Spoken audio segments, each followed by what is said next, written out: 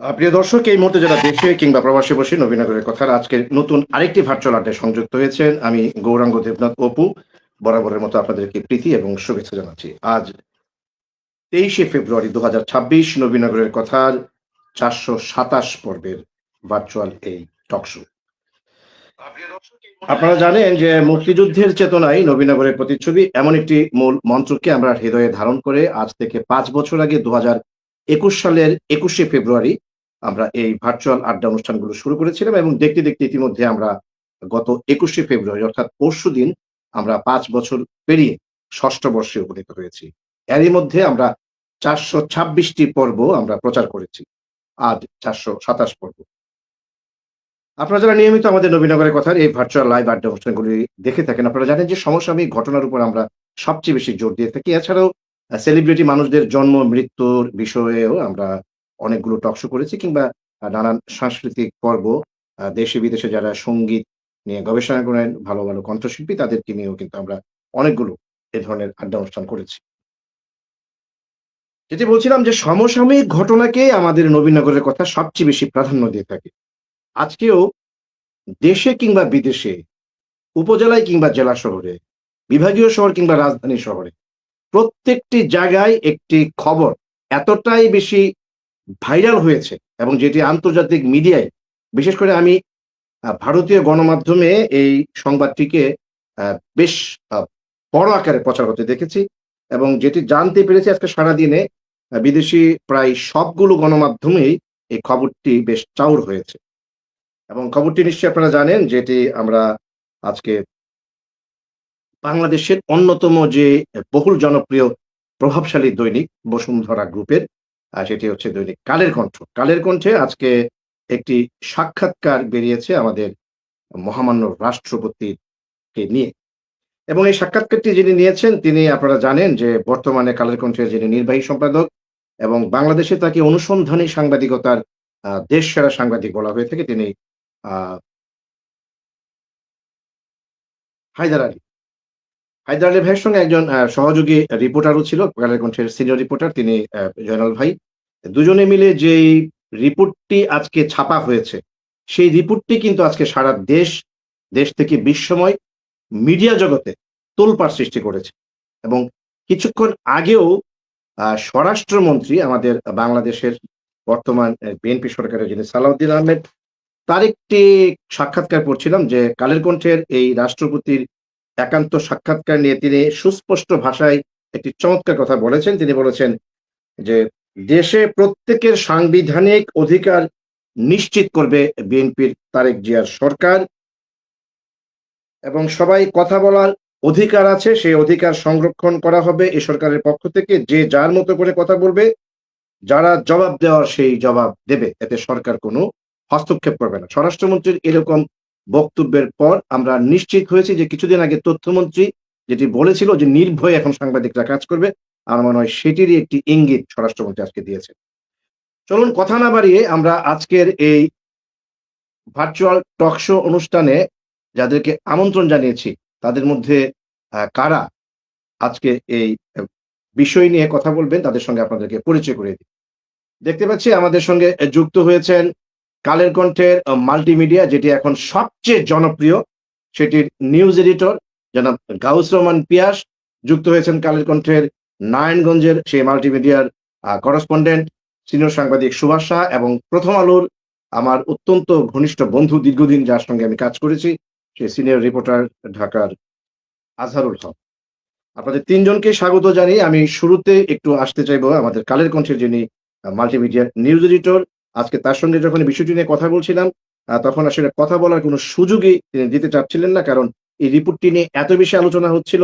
তিনি আমাকে বলছিলেন পুরো রিপোর্টটি নিয়ে দেশে বিদেশে বিভিন্ন গণমাধ্যমে যেভাবে এই রিপোর্টটিকে তুলে ধরা হয়েছে, তার সমালোচনা, আলোচনা সবকিছু নিয়েই তিনি এতটাই ব্যস্ত ছিলেন যে তখন কথা বলতে পারেননি। তবে আশা করছি এই সময়ে এই রিপোর্টটির কতটা আলোচনা, সমালোচনা সবকিছুই তিনি এখন আমাদের সঙ্গে একটু বলবার চেষ্টা করবেন।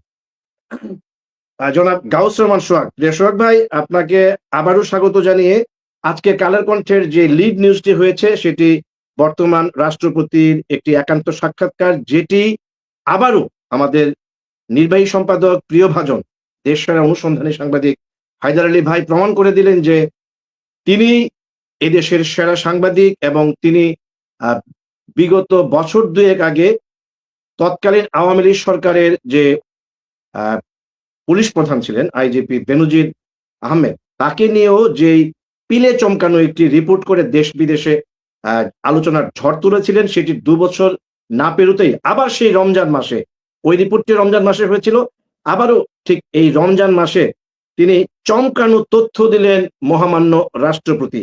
এমন শিরোনামের একটি রিপোর্ট আজ দেশে বিদেশে কাঁপুনি তুলেছে। আমার প্রশ্ন হচ্ছে আপনার কাছে, এই রিপোর্টটি নিয়ে কালের কণ্ঠ হঠাৎ করে এই ঝাঁকুনি দিতে গেল কেন? এবং যেই প্রশ্নটি হায়দার আলী প্রথম করেছিলেন আমাদের মহামান্য রাষ্ট্রপতিকে, বলেছিলেন, মহামান্য রাষ্ট্রপতি আপনি কেমন আছেন? উত্তরে মহামান্য রাষ্ট্রপতি মোহাম্মদ শাহাবুদ্দিন চুপ্পু বলেছিলেন, যেটি আজকে পড়লাম, সপ্তাহখানেক ধরে ভালোই আছি। এই সপ্তাহখানেক ধরে ভালোই আছি তার মানেই বোঝা যাচ্ছে যে গত 18 মাস তিনি কেমন ছিলেন। সে কারণে আজকে আমাদের বিষয়বস্তু নির্ধারণ করেছি, বঙ্গভবনে মহামান্য রাষ্ট্রপতি বিগত 18 মাস কেমন ছিলেন। কি বলবেন জনাব গাউস রহমান পিয়াস, news editor, Kaler Kantho multimedia. সবাইকে শুভেচ্ছা। আমি বলবো যে গণমাধ্যম, আমরা বলি যে রাষ্ট্রের চতুর্থ স্তম্ভ। তো আমাদের সাংবাদিকতা তো নতজানু সাংবাদিকতা হয়ে গেছে অনেক আগেই, মিডিয়াগুলো তার ভূমিকা রাখতে পারছে না। কিন্তু এই একটা স্টোরির মাধ্যমে অন্তত রাষ্ট্র জানলো, সাধারণ মানুষ জানলো, সবাই জানলো যে আসলে গণমাধ্যমের ভূমিকাটা কি হওয়া উচিত, রাষ্ট্রে তার একটা গণমাধ্যম কি করে রাষ্ট্রের জন্য। আপনি যে প্রশ্ন করলেন যে উনি 7 দিন ধরে ভালো আছেন মহামান্য রাষ্ট্রপতি, তো আমি তো বলবো যে তার এই উত্তরের মধ্যে আসলে সারা দেশের 18 কোটি মানুষেরই এটা একটা অনুভূতি হওয়া উচিত, এবং এটা সারা দেশের অনুভূতির একটা প্রতিধ্বনি পাওয়া গেল তার কথার মধ্য দিয়ে। আর আবার ভাবুন, ধরেন এই রিপোর্টটা যদি না হতো, তাইলে কত কিছু থেকে আমরা বঞ্চিত হতাম। সাধারণ মানুষ না জানলো, কিন্তু ধরুন রাজনীতির ইতিহাসের একটা জায়গা, বড় জায়গা অপূর্ণ থেকে যেত, অপূর্ণাঙ্গ থেকে যেত যদি সে কথাগুলি আমরা না জানতে পারতাম।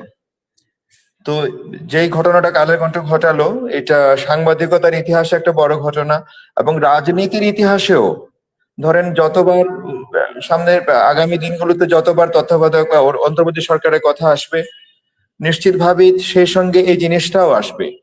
কারণ এই অন্তর্বর্তী সরকারের একটা অন্যতম অংশ ছিলেন রাষ্ট্রপতি, এবং তিনি কেমন ছিলেন তাকে যে ঠিক সাংবিধানিক দায়িত্বগুলো পালন করতে দেওয়া হয়নি, এবং এই জিনিসটা কালের কণ্ঠ নিয়ে এসেছে। তো এটা একই সঙ্গে ইতিহাস, রাজনীতির ইতিহাস, একই সঙ্গে সাংবাদিকতার ইতিহাসের জন্য একটা উদাহরণ হয়ে থাকলো, বড় নজির হয়ে থাকলো। দাদা, একটি প্রশ্ন এই রিপোর্টের উপর ভিত্তি করে আজকে বিভিন্ন গণমাধ্যম, বিশেষ করে দেশে এবং বিদেশের আন্তর্জাতিক গণমাধ্যম কথাটি খুব জোরালো ভাবে আলোচিত হচ্ছে, যে এই কালের কণ্ঠে আমাদের হায়দার আলী ভাইয়ের এই একান্ত সাক্ষাৎকারে যে জিনিসটি সামারি করে বলা হচ্ছে যে তিনি এই বিগত 18 মাস অনেকটা প্রাসাদবন্দী কিংবা গৃহবন্দী ছিলেন।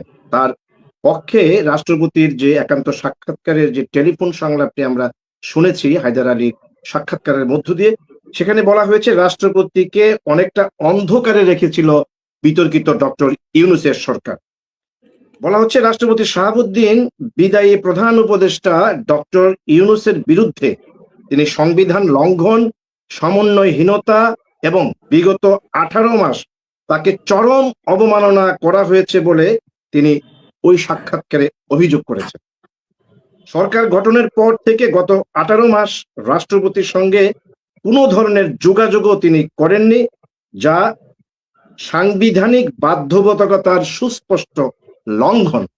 একজন সিনিয়র সাংবাদিক কালের কণ্ঠের নিউজ এডিটর হিসেবে কি বলবে? নিঃসন্দেহে সাংবিধানিক যেই ধরনের সীমা রেখাটা ছিল সেটা আমাদের সাবেক সরকারের প্রধান সেটা লঙ্ঘন করেছেন, এবং তিনি যেভাবে বিদায় নিয়েছেন আপনি খেয়াল করে দেখবেন যে তার বিদায়ের সময় মানে একটা কোনো কোথাও একটা পাতা পড়ার শব্দ পর্যন্ত হয়নি, এমন নীরবে নিভৃতে তাদেরকে চলে যেতে হয়েছে। তো এই দাপটের সঙ্গে 1.5 বছর আপনার ধরেন একটা দণ্ডমুণ্ডের কর্তা যিনি ছিলেন রাষ্ট্রের, তাকে যে নীরবে যেতে হলো, এইটাও তো একটা বড় বার্তা কিন্তু। আর রাষ্ট্রপতির কথা বললেন যে তিনি অন্ধকারে ছিলেন, আপনারা হয়তো জেনেছেন বা জেনে যাবেন যে 2 ঈদে তাকে ঈদ পর্যন্ত করতে দেওয়া হয়নি। যে আপনি জাতীয় ঈদগাহে যেতে পারবেন না, তাকে বিদেশ যেতে দেয়া হয়নি, অথচ শিডিউল করা ছিল যে সার্জারির জন্য ফলো আপে যেতে হবে, সেটাও করতে দেয়া হয়নি। তো এটা কত চরম ভাবে যে অনিয়ম করেছেন বা সাংবিধানিক জায়গাগুলো লঙ্ঘন করেছেন আমাদের সাবেক সরকারের উপদেষ্টা, দিনে দিনে সামনে আসছে একে একে করে। নিশ্চয়ই তার একটা প্রতিফল হয়তো পাবেন, এবং কেউ কেউ বলছেন, নবনীতা চৌধুরী বা এরকম গোলাম মাওলানা অনেকেই বলছেন যে আসলে বিচারের আওতায় আনা উচিত, এবং এটা যদি সংবিধানের জায়গা যদি লঙ্ঘন করে থাকেন, আমিও মনে করি অবশ্যই তার একটা প্রতিকার হওয়া উচিত। দাদা একদম। এবং এই কথাটি কিন্তু এখন আজকে সারাদিনই বিভিন্ন যে ফেসবুকে যারা সিটিজেন জার্নালিজমের সঙ্গে যারা যুক্ত, নাগরিক সাংবাদিকতা যারা করছেন, তারা কিন্তু এই বিষয়টা সামনে নিয়ে আসছেন যে রাষ্ট্রদ্রোহিতার সামিল যে সমস্ত কর্মযজ্ঞগুলো গত 18 মাস মহামান্য রাষ্ট্রপতি, যিনি রাষ্ট্রের প্রতীক, তার সঙ্গে যেটি করা হয়েছে সেটি রাষ্ট্রদ্রোহিতার সামিল, এবং এজন্যই তার বিচারের আওতায় আনারও যে দাবিটি আপনি এখন করেছেন সেটি কিন্তু বলা হচ্ছে যে গত 18 মাস প্রধান উপদেষ্টা 14 থেকে 15 বার বিদেশ সফর করেছেন, কিন্তু একটিবারের জন্য, যেটি সাংবিধানিক বাধ্যবাধকতা রয়েছে এবং বিগত দিনে আমরা দেখেছি, সেই রোলটি রাষ্ট্রপতিকে বিদেশ থেকে প্রধানমন্ত্রী ঘুরে এসে, যিনি প্রধান উপদেষ্টা ছিলেন, সেটি অবগত করতেন। এসব লিখিতভাবেও রাষ্ট্রপতিকে অবগত করার নিয়ম ছিল, যেগুলো তিনি করেননি। সবচেয়ে বড় বিষয় হচ্ছে যেটি যুক্তরাষ্ট্রের সঙ্গে একটি চুক্তি করা হয়েছে, যেটা আপনি জানেন, আমি জানি, আমরা গণমাধ্যমের সঙ্গে যারা যুক্ত আছি, সেটি অনেকটা গোপনে করেছেন মহামান্য রাষ্ট্রপতি, যিনি রাষ্ট্রের সাংবিধানিক অভিভাবক, আমাদের সংবিধানের রক্ষক, সেই মানুষটিকে একেবারে ঘুমের মধ্যে রাখা হয়েছে। এটি ডক্টর ইউনূস কেন করতে গেলেন এবং কেন ঠুটু জগন্নাথ বানিয়ে রাখা হলো মহামান্য রাষ্ট্রপতি? চুক্তির বিষয়টা যদি বলি, ধরেন ওখানে যে রজার খলিল বলে যাকে আমরা বলি, যে নিরাপত্তা উপদেষ্টা ছিলেন কিন্তু তারপরে তিনি পররাষ্ট্র উপদেষ্টা হয়েছেন, তো যে তার একটা যুক্তরাষ্ট্র ব্যাকগ্রাউন্ড আছে এটা আপনারা সবাই জানেন, এবং তিনি যুক্তরাষ্ট্রেরও নাগরিক। তো এই যে রহস্যজনক মানুষটি বরাবরই কিন্তু আড়ালে খুব সক্রিয় ভাবে ছিলেন, এবং তো যেটা সবাই সন্দেহ করছে যে যে তার এই যে খুব শক্তিশালী ভাবে অন্তর্বর্তী সরকারে থাকা এবং শেষ মুহূর্তে এসে চুক্তি করা, তারপরে নতুন সরকারে তার একটা পোর্টফোলিও পাওয়া, সবকিছুর মধ্যে একটা যোগসূত্র আছে, এবং এই যোগসূত্রটার শেষ সুতুর শেষ মাথা হয়তো যুক্তরাষ্ট্র, এমনও কেউ কেউ বলছেন। তো নিশ্চয়ই এটা দিনে দিনে আরো স্পষ্ট হবে, যার ওঠে তা হয়তো সত্য বটে। তবে এই সাক্ষাৎকারের মধ্যে আবার একটু ভিন্নতা আছে। আমি যেটি দেখেছি, পুরো সাক্ষাৎকারটি আমি একাধিকবার পড়েছি, আজকে যেহেতু এটির উপর আমার টক শো, আমি এটি স্টাডি করেছি।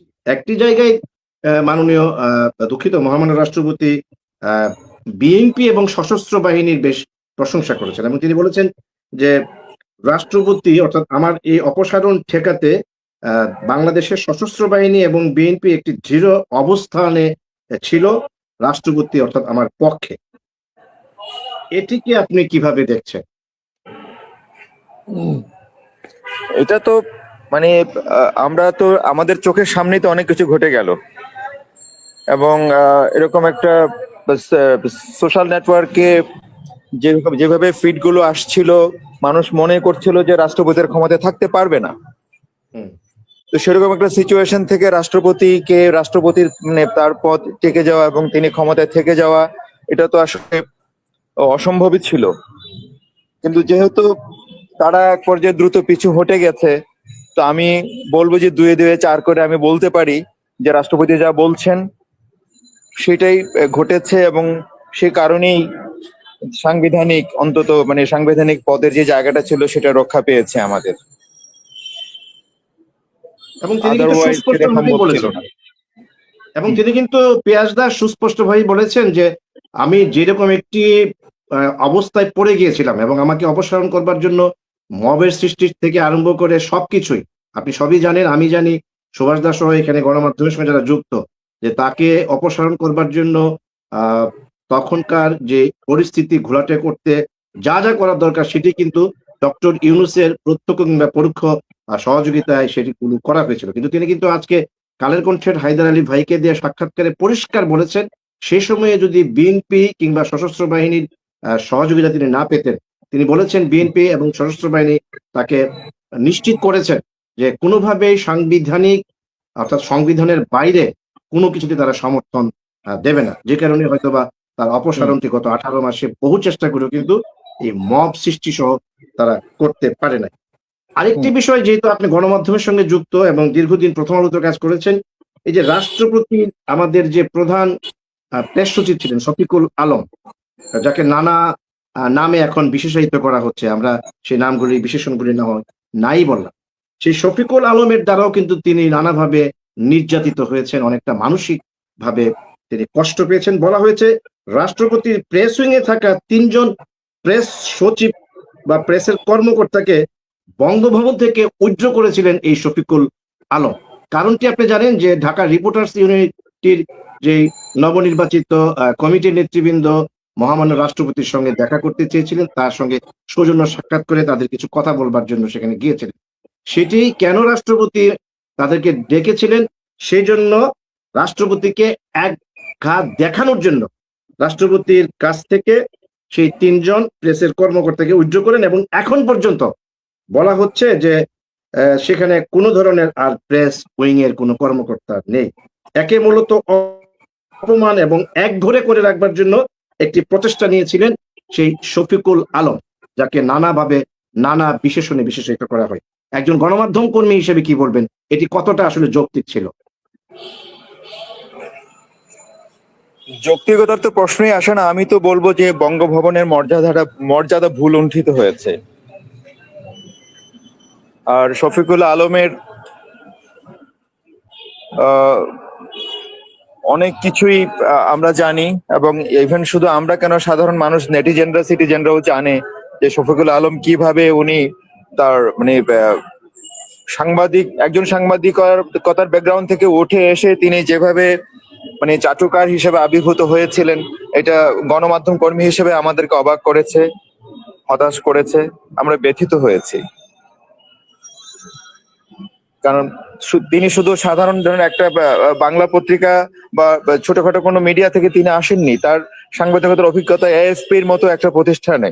তো আমি ব্যক্তিগতভাবে আশা করেছিলাম যে অন্তত মানে এএফপি তে কাজ করা একজন গণমাধ্যম কর্মী বা সাংবাদিক, তিনি মানে এমন কিছু করবেন না যেটা মানে সাংবাদিকতার বা গণমাধ্যম কর্মীদেরকে আহত করে। কিন্তু তিনি সেটা তার নিজের নামের প্রতি বা তার সাবেক পেশার প্রতি তিনি সে সম্মানটা সে রাখতে পারেননি। এটা খুবই দুঃখজনক হয়েছে। পিয়াসদা, আমার আরো কিছু প্রশ্ন আছে, আমি নিশ্চয়ই সেই প্রশ্নগুলি আপনাকে করব। তার আগে আমাদের সঙ্গে যুক্ত হয়েছে নারায়ণগঞ্জ থেকে আপনার কালের কণ্ঠের মাল্টিমিডিয়া অর্থাৎ আপনার বিভাগের সেখানকার ডিস্ট্রিক্ট করেসপন্ডেন্ট সিনিয়র সাংবাদিক সুভাষ শাহ। সুভাষ দা, আপনাকে ওয়ান্স এগেন স্বাগত জানিয়ে বলবো, আপনি যার মাধ্যমে কালের কণ্ঠে প্রবেশ করেছিলেন সেই হায়দার ভাই, আমার হায়দার ভাই, আমাদের হায়দার ভাই হায়দার আলী, যে কাজটি আবার 2 বছর করে পুরো দেশ কাঁপিয়ে দিয়েছেন, বিশ্ব গণমাধ্যমে আজকে হায়দার আলী আবারও মাথা উঁচু করে মেরুদণ্ড সোজা করে যে একান্ত সাক্ষাৎকারটি মহামান্য রাষ্ট্রপতি মোহাম্মদ শাহাবুদ্দিনের নিয়েছেন, এই বিষয়টিকে আপনি একজন সিনিয়র সাংবাদিক হিসেবে কিভাবে পর্যবেক্ষণ করছেন বা মূল্যায়ন করবেন? সুভাষ দা। সূচনা বক্তব্যে আমাদের সিনিয়র সাংবাদিক পিয়াস ভাইয়ের বক্তব্য শুনলাম। প্রথমে আমি আমাদের মেন্টর, আমাদের নির্বাহী সম্পাদক, আমাদের পরিচালক, আমাদের লিডার হাউজের, তার প্রতি কৃতজ্ঞতা এবং তাকে উষ্ণ অভিনন্দন। কারণ তিনি আমাদেরকে এতটাই গর্বিত করেছে আজকের দিনটি আমাদের সাংবাদিকতার জীবনে আমার ব্যক্তিগতভাবে একটা অন্যরকম অনুভূতি। বিশেষ করে আমি এই হাউজের ভালো মন্দের একটি অংশ হয়ে আছি। এই আজকের ভালোটা কিন্তু এটার অংশীদারও আমরাই এই গর্বের অংশীদার আমরাও সবাই। আর তার বদান্যতায় আজকে আমরা যে কথাটি গর্ব করে বলতে পারবো সেটি হচ্ছে মহামান্য রাষ্ট্রপতি ভাষায় তিনি বলেছেন প্রশ্নের উত্তরে হায়দার ভাইয়ের যে এই 7 দিন তিনি ভালো আছেন। এবং আমাদের পিয়াস ভাইয়ের ভাষায় বাংলাদেশের 18 কোটি মানুষের জন্য এই বার্তাটি। এবং ব্যক্তিগতভাবে আমিও বলছি আমিও স্বস্তিতে আছি। এই 7 দিন আগে আমি ছিলাম কি, আর এই 7 দিন পর আমি আছি একটি ফুরফুরে মেজাজে। কিন্তু ব্যক্তিগত কোনো চাওয়া পাওয়া নেই। আমরা যে আমাদের বিবেকটা যে বন্দি করে রেখেছিল, আমাদের মহামান্য রাষ্ট্রপতি বন্দী ছিলেন প্রাসাদের ভিতরে, ওনার দেহটা ছিল, তার মনটাকে একেবারেই আষ্টে পৃষ্ঠে বেঁধে রেখেছিল, তিনি নড়াচড়া করতে পারতেন না। তার এই বুক ফাটা কান্না ইনি হায়দার আলী ভাইয়ের মাধ্যমে এই যে কাগজের পাতায় অথবা এয়ারে বলতে পেরে ওনার যে উনি যে কেমন আছেন তার এই প্রতিক্রিয়াটা আমরা দূর থেকে আমরা নিজেরও অনুভব করছি। সত্যি কতটা ভালো আছেন তিনি। এই 7 দিন ইনি যেমন ভালো আছেন, এমন ভালোটি যে আমাদের জীবনে আসবে এই অনিশ্চয়তা কাটেনি নির্বাচনের আগের দিন পর্যন্ত। আমি একজন পেশাদার সাংবাদিক হিসাবে আমি যখন মাঠে থাকতাম তখন এই প্রশ্নটা উঠতেই অনেক বিচক্ষণ মানুষ, অনেক এডুকেটেড মানুষও বলতেন দ্বিধাদ্বন্দ্বে, দাদা নির্বাচন তো হবে তো। এই যে একটা অনিশ্চয়তা, ভয়ঙ্কর একটা অনিশ্চয়তা, এই একটি ডক্টরেট নোবেল লরিয়েট মানুষের কাছে মানে তার উপর মানুষের যে আস্থার জায়গাটা একেবারে জিরোতে চলে এসছে, তার চেয়ে ব্যর্থ মানুষ পৃথিবীতে আর দ্বিতীয়টা আছে কিনা উনি না আসলে প্রমাণ হতো না। তিনি যদি আমাদের এই রাষ্ট্রের দায়িত্বভার গ্রহণ না করতেন তাহলে তিনি আমাদের কাছে এখনো পীর সাহেব থাকতেন। আমরা জাতির কাছে একদিক থেকে আমরা ভাগ্যবান, একজন মানুষের মুখোশ খুলে গেছে তার কর্মের মাধ্যমে। অতএব আমি আজকে শুনবো আরো কিছু কথা, আমি আবার পরে বলবো, শুধু এটুকু বলবো আমরা ভালো আছি। আর একটি কথা বলতে চাই, যারা এসছিলেন এখানে মগর মুল্লুক বানাতে, একদল ডাকাত এসেছিলেন, কিন্তু আমরা জানতাম না এরা যে ডাকাত। বিএনপি 17টা বছর বিএনপি সহ সমমনা দলগুলো লড়াই করেছে, ঘাম ঝরিয়েছে, রক্ত ঝরিয়েছে, শুধু জয়ের মানে পতাকাটা তাদের হাতে দিয়েছিল বিশ্বাস করে যে তোমরা নাও, নিয়ে একটা বাগান সাজাও, আমরা গণতন্ত্রে ফিরে যাব। কিন্তু তারা কি করলো, সেই জয়ের পতাকাটা নিজের মাথায় মানে গুজে দিল। কিন্তু এই জয়ের মুকুট যার প্রাপ্য ওই জাতি, এই জাতিকে বঞ্চিত করে তারা লুটে পেটে খেয়ে তারা এখন ভেগেছে। আমরা তার বিচার দাবি করছি। আমি এই মুহূর্তে এই একজন ডাকাত রাষ্ট্রনায়ক বলবো না, তাকে কথিত রাষ্ট্রনায়কের বিচার দাবি করছি।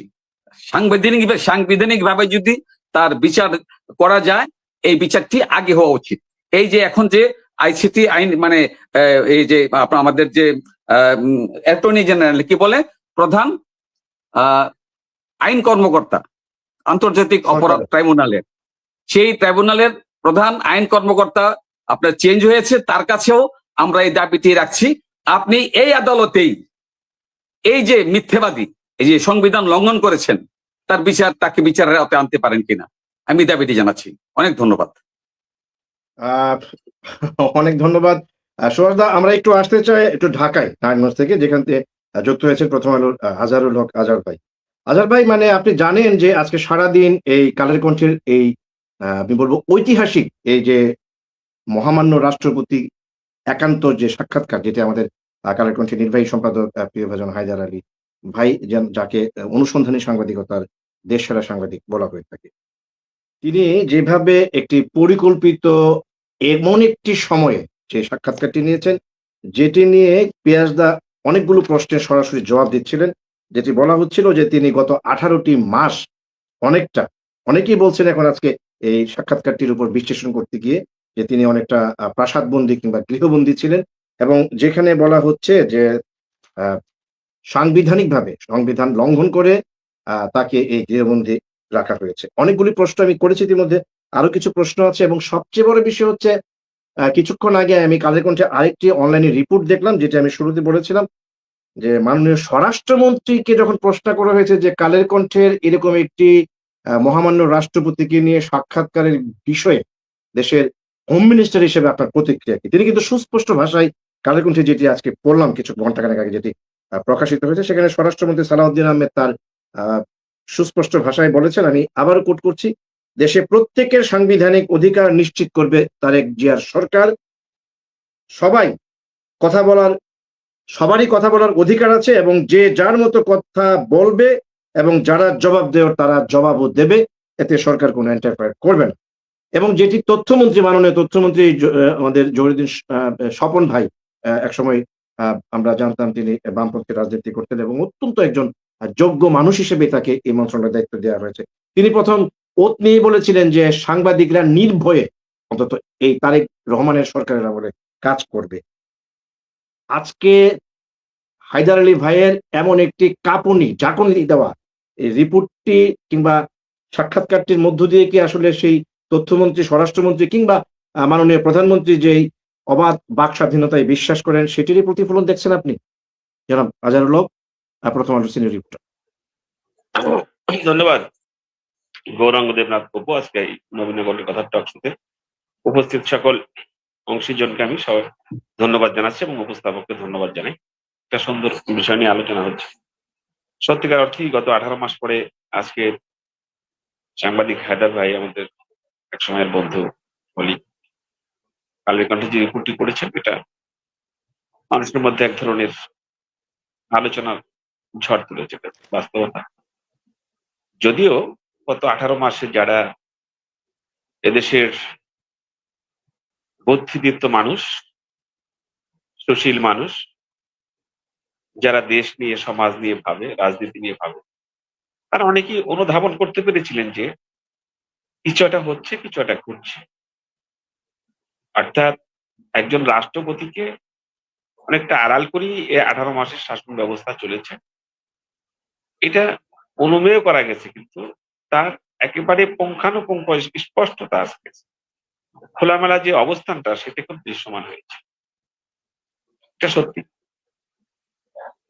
তবে একজন রাষ্ট্রপতিকে এইভাবে সে যে দল মতেরই হোক না কেন, সে যেহেতু রাষ্ট্রের অভিভাবক, মহামান্য রাষ্ট্রপতি হতে পারেন একটি অন্য দলের মতের, বাট তিনি যখন দায়িত্ব পালন করবেন দায়িত্বের জায়গায় থেকে তাকে তার কর্তব্য পালনে সাংবিধানিকভাবে সেই অধিকারটুকু ফিরিয়ে নেওয়াটা আসলে এইটা আবার কোন ধরনের গণতন্ত্র বা কোন ধরনের অনির্বাচিত বা নির্দলীয় সরকারের ভূমিকা সেটা আসলে বোধগম্য নয়। আমাদের মতো একজন ক্ষুদ্র জ্ঞানের মানুষ থেকে আমি এটা আসলে অনুধাবন করতে পারছি না। এটা দেশের জন্য সমাজের জন্য নিশ্চয়ই কল্যাণকর এবং মঙ্গলজনক ছিল। তবে আরেকটা বিষয় যেটা বলেছেন যে আমরা অনেকেই বুঝতে পেরেছি যে 5ই আগস্টের পর যে সরকার গঠিত হয়েছে সেখানে কিছুটা মানে নিজেদের মধ্যে এক ধরনের ভাগাভাগির জায়গা তৈরি হয়েছে। সত্যিকার অর্থে এই দেশের জনগণকে কিছু দেওয়ার জন্য এই 18 মাসে এই সরকার ভালো কিছু করেছে এমন নজির কিন্তু স্থাপন করতে পারে। সর্বশেষ যেভাবেই হোক একটা নির্বাচন হয়েছে, মানুষ গণতন্ত্রে ফিরেছে, একটি নির্বাচিত সরকার ভোট নিয়েছে। এইটা একটা ভালো দিক যে এই সরকার কাছে মানুষের অনেক প্রত্যাশা, অনেক চাওয়া আছে। কারণ দীর্ঘ 17-18 বছর তারা লড়াই সংগ্রাম করে গণতন্ত্র পুনরুদ্ধারে নিজেরা নিজেদের জীবন বাজি রেখে যে দায়িত্ব পালন করেছে তাদের উচিত বিগত দিনের অবস্থানের জায়গা থেকে সেগুলোকে পুনরাবৃত্তি না করি, সেখান থেকে শিক্ষা নিয়ে মানুষের পাশে দাঁড়ান। আর আপনি যেটা বলছেন দাদা, যে স্বরাষ্ট্রমন্ত্রী যে বক্তব্য দিয়েছেন বা তথ্যমন্ত্রী যেটা বলেছেন, দেখেন একটা দেশের বা রাষ্ট্রের আইনমন্ত্রী, তথ্যমন্ত্রী এবং স্বরাষ্ট্রমন্ত্রী এই তিনজন যদি সুশীল হয়, সেই দেশের সমাজ ব্যবস্থা কিন্তু শাসন ব্যবস্থা অনেকাংশেই ভালো হওয়ার কথা। এবং সেখানে যদি প্রধানমন্ত্রী চান বা রাষ্ট্রের নির্বাহী ক্ষমতার মালিক চান যে এই সমাজের মানুষের বাক স্বাধীনতা, মানুষের কথা বলার স্বাধীনতা, মানুষের যে নৈতিক অধিকার, মানবাধিকার সেটাকে সমুন্নত করা হবে, তাহলে সেটা চেষ্টা করলে কিন্তু করা সম্ভব। আমার মনে হচ্ছে যে যারা এই দায়িত্বগুলো এখন পালন করছেন নিশ্চয়ই তারা সর্বান্তকরণের চেষ্টা করে যাবে, তাদের চেষ্টা করা উচিত। কারণ বিগত দিনে তারা দেখেছেন যে মানুষের প্রতি জুলুম নির্যাতন, তারা কিন্তু মজলুম ছিলেন। অতএব একজন মজলুম যখন ক্ষমতার চেয়ারে বসেন, দায়িত্বের চেয়ারে বসেন, তখন কিন্তু তার বোঝা উচিত যে আমি মজলুম ছিলাম, যে আমার উপর কেমন হয়েছে জুলুমটা, তো আমি এটা কেন মানুষের প্রতি করব, এই বোধোদয়টা আমার মনে হয় হওয়া উচিত। আমি আশা করবো যে এই সরকারি যার দায়িত্ব কর্তব্যে আছে, দায়িত্বপ্রাপ্ত বিশেষ করে আমাদের স্বরাষ্ট্রমন্ত্রী, তথ্যমন্ত্রী, আইনমন্ত্রী, এরা নিঃসন্দেহে এই বোধের জায়গা থেকে আগামী দিনে এই সরকারকে এবং এদেশের 18 কোটি মানুষের জীবন মান, মানবাধিকার, তাদের ন্যায্যতা, সাম্য প্রতিষ্ঠায় তারা মনোযোগী হয়ে কাজ করবে। আর যদি তারা একটু করতে পারে, আমার ধারণা যে দেশের সুশীল মানুষ, যারা গণতান্ত্রিক প্রক্রিয়ার অংশীদার, যারা অসাম্প্রদায়িক চিন্তা চেতনা, বাংলাদেশের স্বাধীনতা যুদ্ধের 71-এর চেতনা লালন এবং ধারণ করেন, এই গোষ্ঠী তাদের পাশে থেকে তাদের সহযোগিতা করবে। আমরা আশা করব তারা সাংবিধানিক দায়িত্ব কর্তব্যের মধ্যে থেকে এদেশের মানুষের যে বাক স্বাধীনতা সেটাকে কিঞ্চিত হলেও ফিরিয়ে দেবেন। তবে আরেকটা বিষয় আমি কিন্তু শঙ্কা প্রকাশ করছি, অবাধ স্বাধীনতা, অবাধ গণতন্ত্র কিন্তু আবার কোন রাষ্ট্রকে কখনো নিয়ন্ত্রণহীনতার পথে নিয়ে যায়। অতএব স্বৈরশাসকে পরিণত করে। জি, সো এইটা আবার করা যাবে না, আমাদেরকে সেই দিকে লক্ষ্য রাখতে হবে।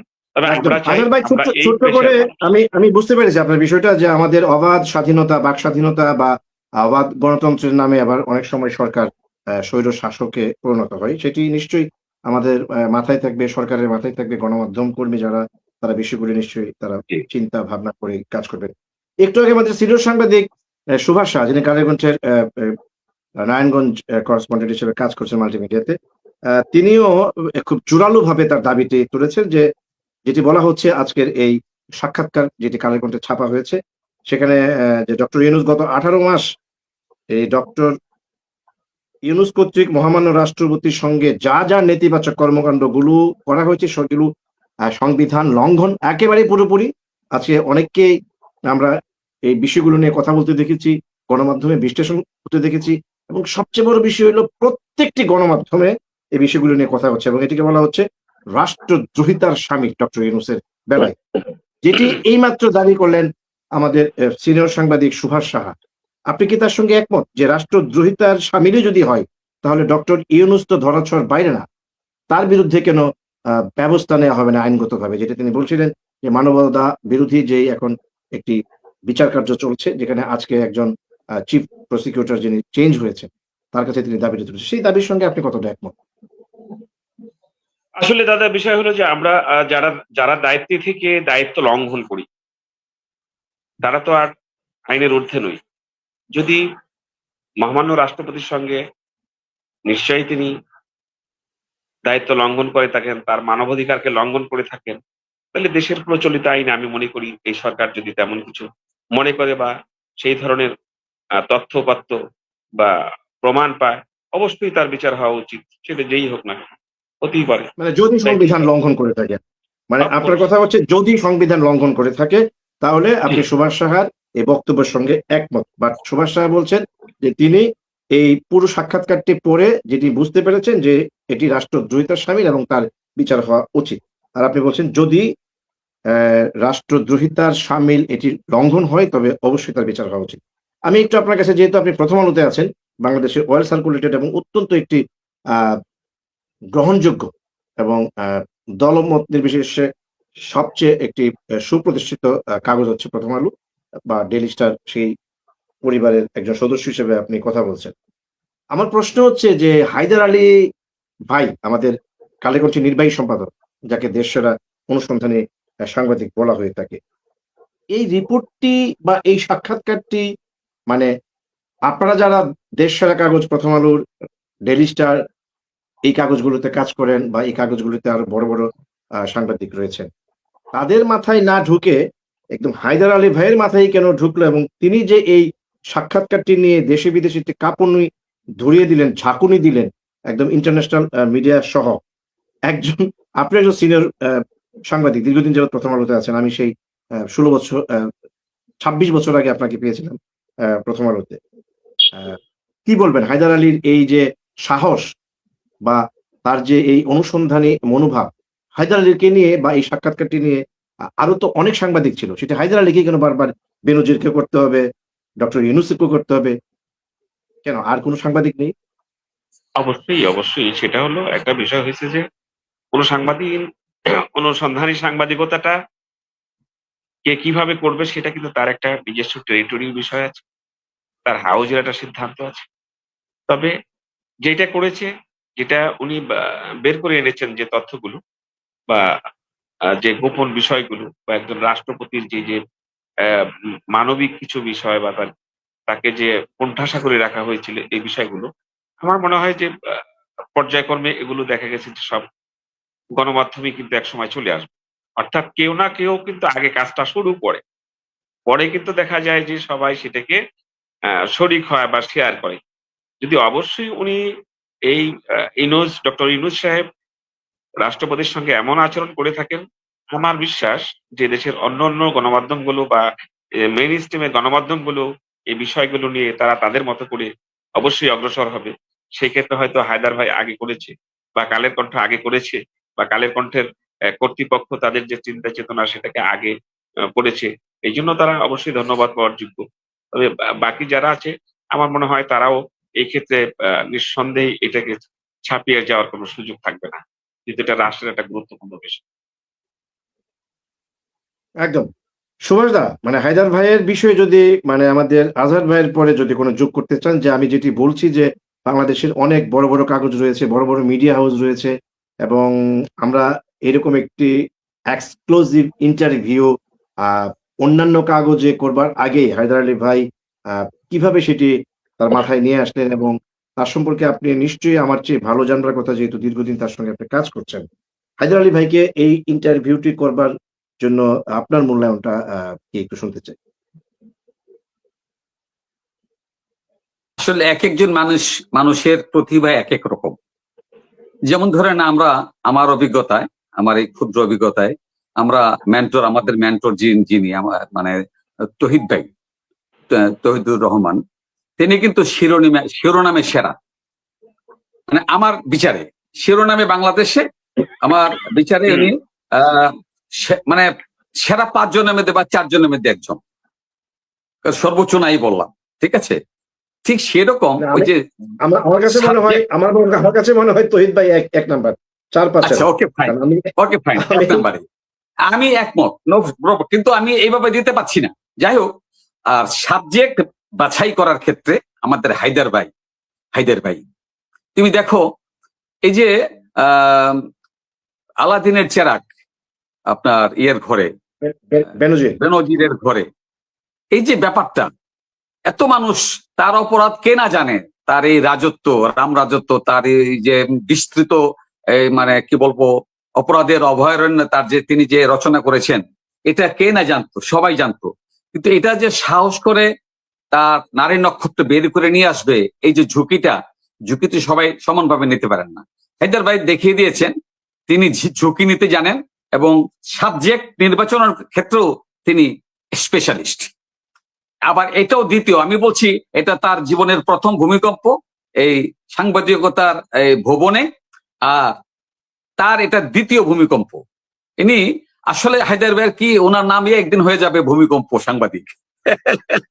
কারণ উনি কম্পন জায়গায়। হ্যাঁ হ্যাঁ হ্যাঁ, কাজে আমরা এদিক থেকে আমি বলবো এক একজন মানুষ এক একজন গুণ নিয়ে আসে পৃথিবীতে। রবীন্দ্রনাথ যেমন দ্বিতীয় কে হতে পারবে না, নজরুল দ্বিতীয় কে হতে পারবে না, হায়দার ভাই দ্বিতীয় কে হতে পারবে না। হায়দার ভাই। অতএব আমরা ভাগ্যবান যে এমন একটি ভালো কাগজে এবং স্বনামধন্য এবং উত্তরোত্তর এটি সমৃদ্ধ হচ্ছে। আমরা আশা করব হায়দার ভাইয়ের নেতৃত্বে এটি বাংলাদেশে সাংবাদিকতার মধ্য দিয়ে এই হাউসটি, এই মিডিয়া ইস্ট ওয়েস্ট মিডিয়ার এই কাগজটি অমরত্ব লাভ করুক, আমি সেই কামনা করি। একটু আসতে চাই আমি আরেকবার ছোট্ট একটি প্রশ্ন নিয়ে, তারপর আবার আসবো। এর মধ্যে আমাদের পিয়াস ভাই ঢুকলে আমার কিছু প্রশ্ন আছে, সেই প্রশ্নগুলি ছুটবো। আসতে চাই আবার ঢাকায় আজহার ভাইয়ের কাছে। আজহার ভাই, এই যে ভূমিকম্পের কথা বললো, যে ভূকম্পন আমাদের হায়দার ভাই এই বেনজিরের ঘরে আলাদিনের চেরাগের মাত্র 2 বছরের মাথায় তিনি আবার সেই সাক্ষাৎকার নিলেন মহামান্য রাষ্ট্রপতির, এবং সেখানে আবারও একটি ঝাঁকুনি দিলেন। প্রশ্নটি হচ্ছে যে, আপনি জানেন কিংবা সুভাষদা জানেন, বা না জানলে আমি একটু বলে দিচ্ছি, ওই রিপোর্টটিও কিন্তু করা হয়েছিল রমজান মাসে। আমরা যেমন উপবাস থাকি একাদশী বা অনেক সময়, তখন আসলে আমাদের শরীর মন দুর্বল থাকে, শুয়ে বয়ে সময় কাটাই। কিন্তু রমজান মাসে যেখানে একটু শরীর আসলে একটু দুর্বল থাকার কথা, সেই জায়গায় সর্বোচ্চ শক্তি নিয়ে এই রমজান মাসেই কেন বারবার হায়দার ভাই ধরনের ভূকম্পন তৈরি করছে? এটার পেছনে আসলে আপনার কাছে কোনো মাঝে আছে? এই রহস্যটা একমাত্র হায়দার ভাই বলতে পারবে, যে রাত্রি জাগা মানুষগুলোকে বা ঘুম পাড়ানো মানুষগুলোকে জাগিয়ে রাখার জন্য হয়তো তার একটা পরিকল্পনার অংশ হতে পারে। আর একটা বিষয় হয়েছে কি, অনুসন্ধানী সাংবাদিকতা সবাই করে, মানে এইগুলো স্পেশালিস্ট হিসেবে এক এক পত্রিকার এক একটা আহ, তার নীতি নির্ধারণী অবস্থান, তাদের পলিসি গুলো মেক করে। দেখেন, কয়েকদিন আগে কিন্তু আপনি একটা খবর দিয়েছিলেন যে প্রথম আলোর একটা রিপোর্টে 10,000 পর্যবেক্ষক বাতিল হয়ে গেল। সেটা কিন্তু অন্য কেউ করেনি, তাই না? এরকম আছে কিছু। ওই যে দাদা বলছে, যেটা সুভাষ দা বলছে, যে সিলেক্টিভের একটা বিষয় আছে, অর্থাৎ আপনার বিষয় সাবজেক্ট বাছাইয়ের একটা বিষয় থাকে, এক একজন কিউরিওসিটি থাকে। সেই কিউরিওসিটির জায়গায় থেকে উনি যেটা করেছেন, চমৎকার করেছেন। একজন সাংবাদিক হিসেবে আমি তাকে, একজন সংবাদকর্মী হিসেবে আমি ধন্যবাদ জানাই, কৃতজ্ঞতা জানাই, যে আসলে এই ধরনের সংবাদ গুলো আমাদের সকল মিডিয়াগুলোরই প্রচার করা উচিত। তাতে রাষ্ট্রের জন্য, দেশের জন্য, সমাজের জন্য বেশ কল্যাণকর হবে। অর্থাৎ ভবিষ্যতে আমরা ক্ষমতা পেয়ে যাতে কেউ আরো ক্ষমতাশালী হয়ে না যায়, এবং ক্ষমতার একটা বলয় তৈরি না করতে পারি, নিজেরা অন্যের অধিকার থেকে বঞ্চিত না করি, এমন পরিবেশ কিন্তু একদিন তৈরি হবে। এটা এক ধরনের উদাহরণ। এইটা আমাদের সকলের মধ্যে জাগ্রত থাকা উচিত। আর তার চাইতে সবচেয়ে বড় বিষয় যেটা হলো, গণমাধ্যমের স্বাধীনতা যখন থাকে, তখন কিন্তু সবাই হাত খুলে লেখার চেষ্টা করে, সত্যটা লেখার চেষ্টা করে, সাহস পায়। যারা সত্যিকার সাংবাদিক, যারা পেশাদার সাংবাদিক, তারা চেষ্টা করে সত্যকে মানুষের কাছে তুলে ধরে, পাঠকের কাছে তুলে ধরার জন্য।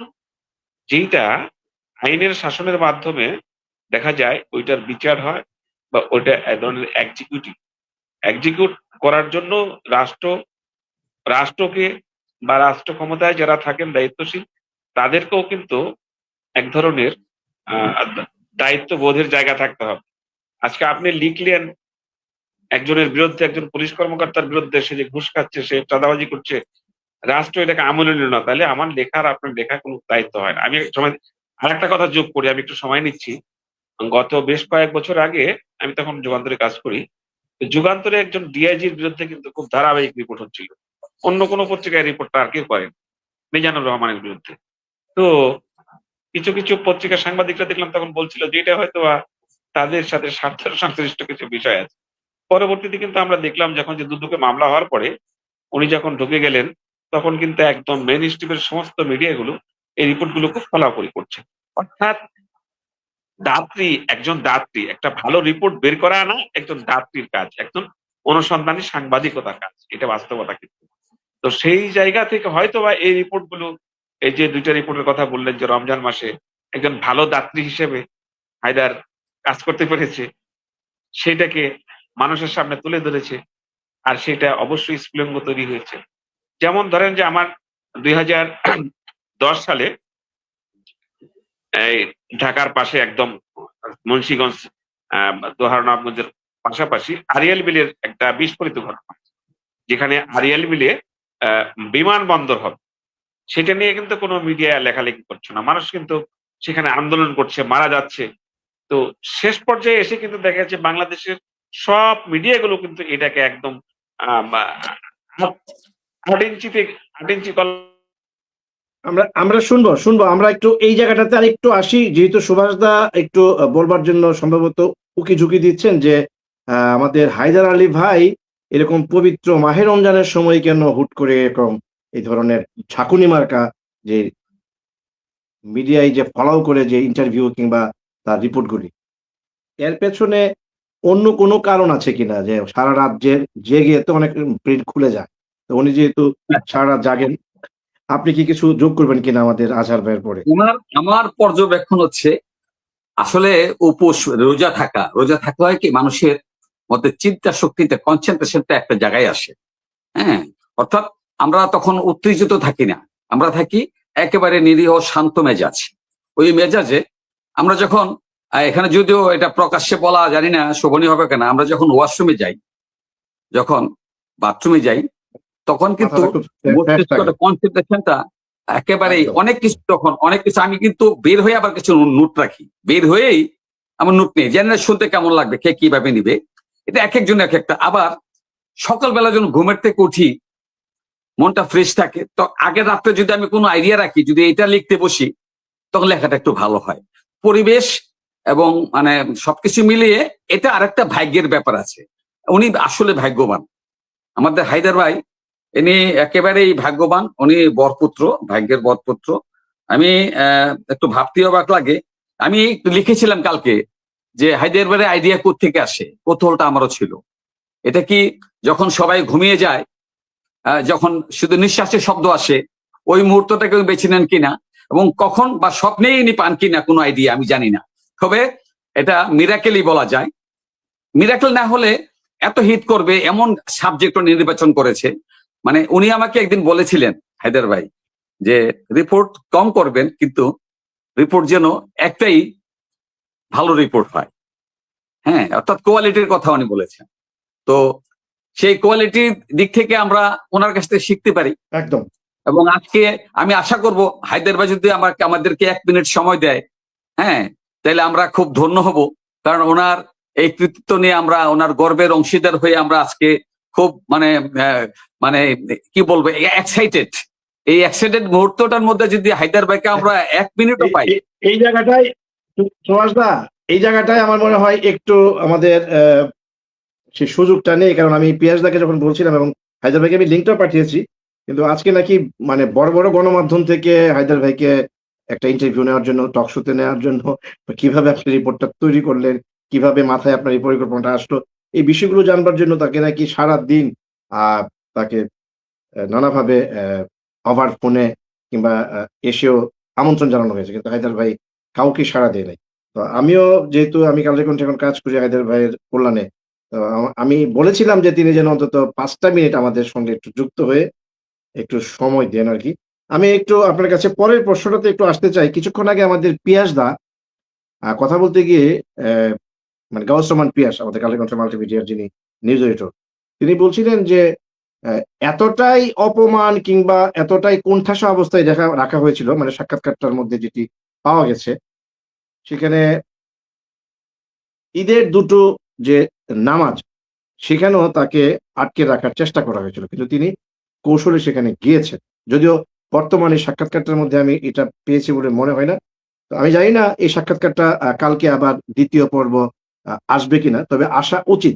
যে কথাটা পিয়াস দা বলে গেছেন, এটা আমি আজকে সাক্ষাৎকারে পাইনি, আমি জানি না আপনারা পেয়েছেন কিনা, আমি একাধিকবার পড়েছি। তবে 2য় একটি পর্ব যদি কালকে আবার কালের কণ্ঠে বড় আকারে আবার ফলো আপ হিসেবে আসে, তাইলে যদি এই কথাটা আমরা সেখানে পাই, আমার বিশ্বাস আমি আসলে দুটো বিষয় যোগ করতে চাই। তাকে ঈদের নামাজে যেমন আটকে দেওয়া হয়েছিল, তিনি সেখানে জোর করে গিয়েছেন। কিন্তু জোর করে যেতে পারেননি, দুটো ঘটনা তাকে খুব কাঁদিয়েছে, এবং যেটি হায়দার আলী ভাইকে আবার টেলিফোনে যখন তিনি বলছিলেন সাক্ষাৎকারে, সেটি আমি যখন শুনেছি, তখন আমার নিজের কাছেও আসলে তখন একটু খারাপ লেগেছে যে একজন রাষ্ট্রের প্রতীক, মহামান্য রাষ্ট্রপতি, সংবিধানের অভিভাবক, রক্ষক, তাকে কেন ডক্টর ইউনূস এতটা অপমানিত করলেন?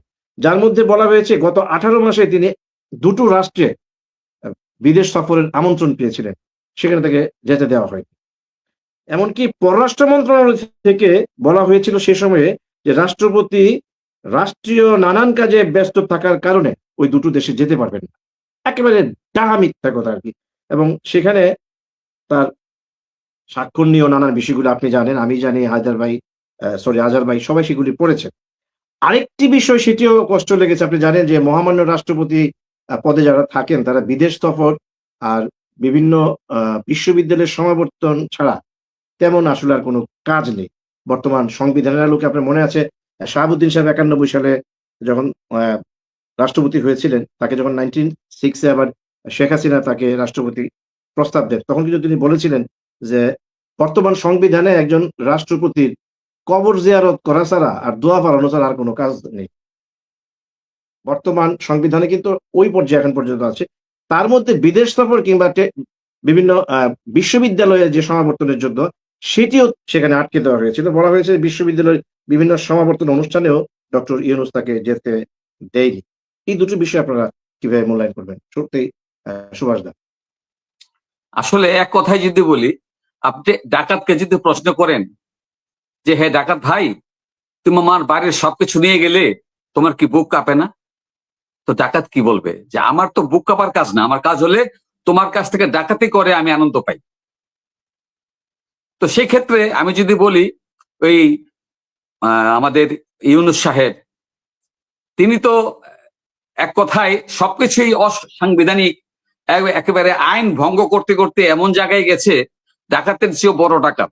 সেই ডাকাতের কাছে আমরা প্রশ্ন করে তার বিবেক কেমন, আমরা তো বুঝতেই পারছি তিনি যে বিবেক শূন্য মানুষ, তিনি যে স্বার্থপর, তিনি যে নিজেকে ছাড়া আর কাহারও চিনে নাহি, এটি তো আর বলার অপেক্ষা রাখে না।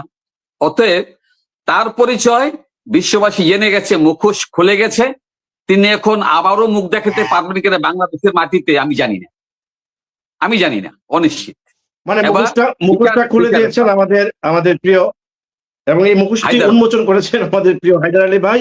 আমরা একটু আসতে চাই আবার ঢাকায় প্রথম আলোর আজহার লোকের কাছে। আজহার ভাই, কি বলবেন? সুভাষ দা যেটি বললেন, তিনি তো একটু আক্রমণাত্মক ভঙ্গিতে নানান কি বলবো উদাহরণের সঙ্গে তিনি আজকে কথা বলছেন।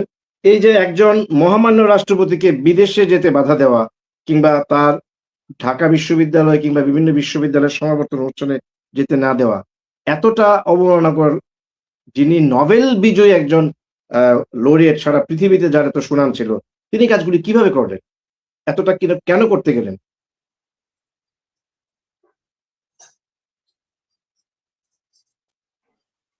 তোয়াক্কা করার জন্য ক্ষমতা বসেননি, উনি বসেছিলেন একটা এজেন্ডা বাস্তবায়নের জন্য। আমার যেটা ব্যক্তিগত মতামত, উনি ওনার এজেন্ডা বাস্তবায়নের স্বার্থে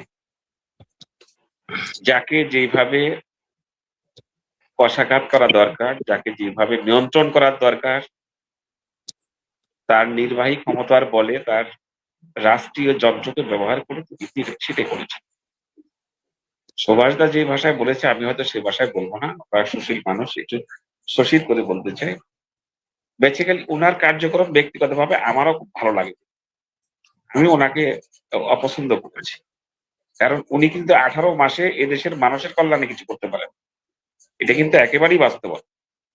ওনাকে মানে মানুষের যে প্রত্যাশা ছিল, মানে প্রত্যাশা অনুযায়ী কিছু করতে পারেন, কোনো জায়গায় উনি দিতে পারেন। কারণ বাংলাদেশে আমার দেখা মতে 91 পরে থেকে বা 91 থেকে যতগুলো নির্দলীয় সরকার প্রতিষ্ঠিত হয়েছে বা রাষ্ট্র ক্ষমতা চালিয়েছে, তাদের মধ্যে সবচেয়ে নিম্নমানের শাসন ব্যবস্থা এবং জনগণের সাথে আচরণ এই মব সন্ত্রাস তৈরি একজন এই আমলে অর্থাৎ নির্দলীয় সরকারের আমলে এদেশে মব সন্ত্রাস তৈরি হবে, একজন মুক্তিযোদ্ধার উপর রাস্তার মধ্যে মারপিট করা হবে, সেগুলোর বিচার হবে না, এইটা তো হতে পারে না। এইটা যারা এই মনোভাসনা পূরণ করেন তারা তো ভালো মনের অধিকারী মানুষ নয়। অর্থাৎ উনি একেবারেই একজন, আমার কাছে মনে হয়েছে একজন অযোগ্য শাসক, অদক্ষ শাসক হিসেবে উনি এই সময়টা পার করেছেন। শুধু দেশের একটি ক্রান্তিকাল থাকার কারণে সাধারণ মানুষ বা অন্য রাজনৈতিক দলগুলো একটি গণতন্ত্রের পথে যাওয়ার যে ধৈর্য, আমাদের দেশের যে মূল সেনাবাহিনী যারা আহ এই দেশের অতন্ত্র প্রহরী, তারাও চেষ্টা করেছেন যে আমরা শুধু একটি আলোর পথ দেখতে চাই, একটা গণতন্ত্রের ধারায় যেতে চাই। সেইটার জন্য সবাই কৌশল অবলম্বন করেছে, না হলে কিন্তু উনি এতদিন থাকতে পারতেন বাস্তবতা যেটা। তবে উনার একদম এহেন কর্মকাণ্ডের বিষয়গুলো নিয়ে আমি মনে করি বর্তমান সরকার তারা যদি বিচার বিশ্লেষণ অবস্থান করে কোনো ব্যবস্থা নেন, তা হয়তোবা জাতি আরো সত্য জানতে পারবে সামনে।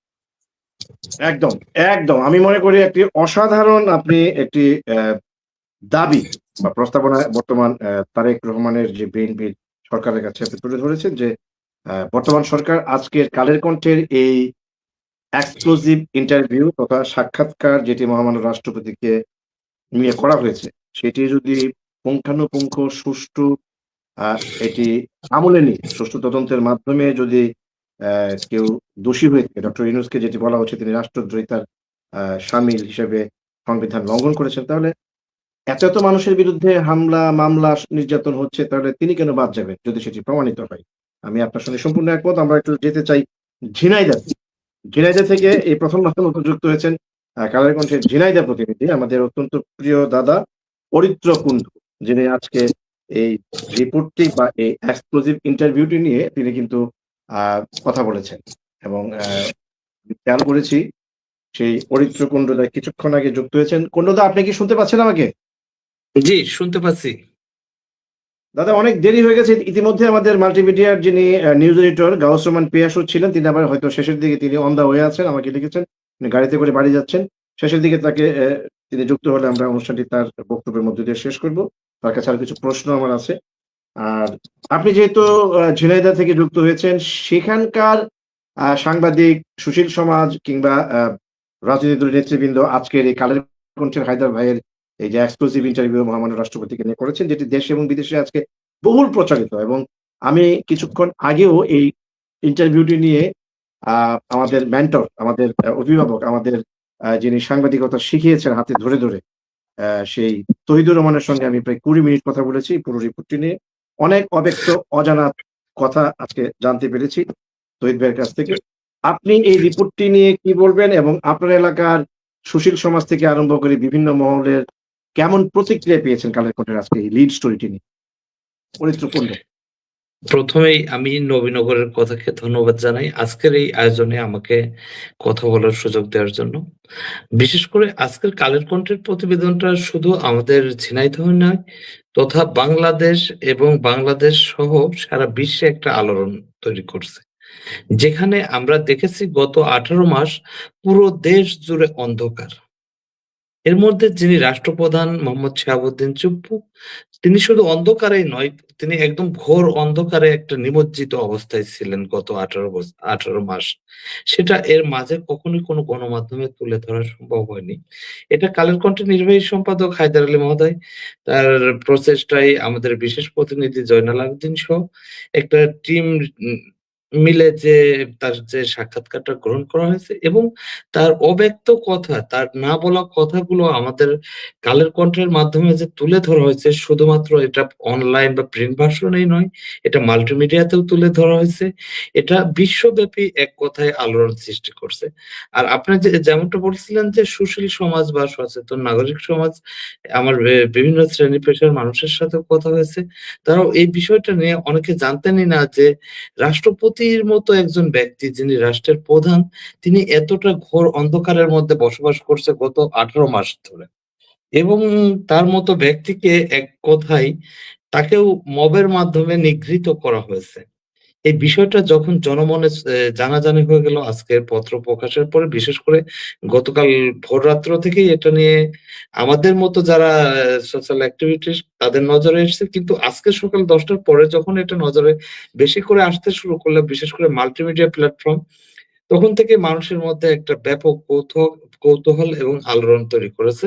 এবং একই সাথে বলা যায় যে এটা আমাদের দেশে না, পৃথিবীর অন্য কোনো রাষ্ট্রেও যদি এমন ঘটনা ঘটে থাকতো, এর মতো মানে ন্যক্কারজনক ঘটনা আর কখনোই সম্ভব নয়। আমরা এই ধরনের ঘটনার কাম্য করি না। আর আমি যেটা দাবি করি, ডক্টর ইউনূস শাসনামল তিনি যা করে গেছে, আমি সংক্ষেপে একটু আপনাকে যদি বলি, ৫ তারিখ ২৪ সালের ৫ই অগস্টের যে গণ অভ্যুত্থান, ঐদিন বিকাল থেকে আপনি চিন্তা করেন ২০২৬ সালের যে ফেব্রুয়ারির ১২ই ফেব্রুয়ারির যে নির্বাচন, বিকালের আবহাওয়া পর্যন্ত, অর্থাৎ মানে ২৪ সালের ৫ আগস্টের আপনার বিকাল থেকে ১২ই ফেব্রুয়ারি ২০২৬ বিকাল পর্যন্ত মানুষের মধ্যে একটা আর্তনাদ, একটা ভয়, একটা ভীতিকর পরিবেশ কাজ করেছে। কিন্তু দেখেন যে রেজাল্ট হয়ে গেল, মানুষের মধ্যে কারোর মধ্যে মবের ভয়ের নাই। কারোর মধ্যে আতঙ্কে কেউ নাই। আমরা দেখেছি নানা শ্রেণী পেশার মানুষ, রিক্সা চালক থেকে আরম্ভ করে যে মুদি দোকানি, এমনকি বড়, বড় আমলারাও মবের ভয়ে ছিল দীর্ঘ সময়। আমি গতকালকে একটা দপ্তরের নির্বাহী প্রকৌশলীর সাথে আমার কথা হচ্ছিল। তিনি বলল যে, "দাদা, আপনি বিশ্বাস করবেন না, এই ১৮ মাসটা আমি কিভাবে কাটিয়েছি স্বয়ং আল্লাহ জানে।"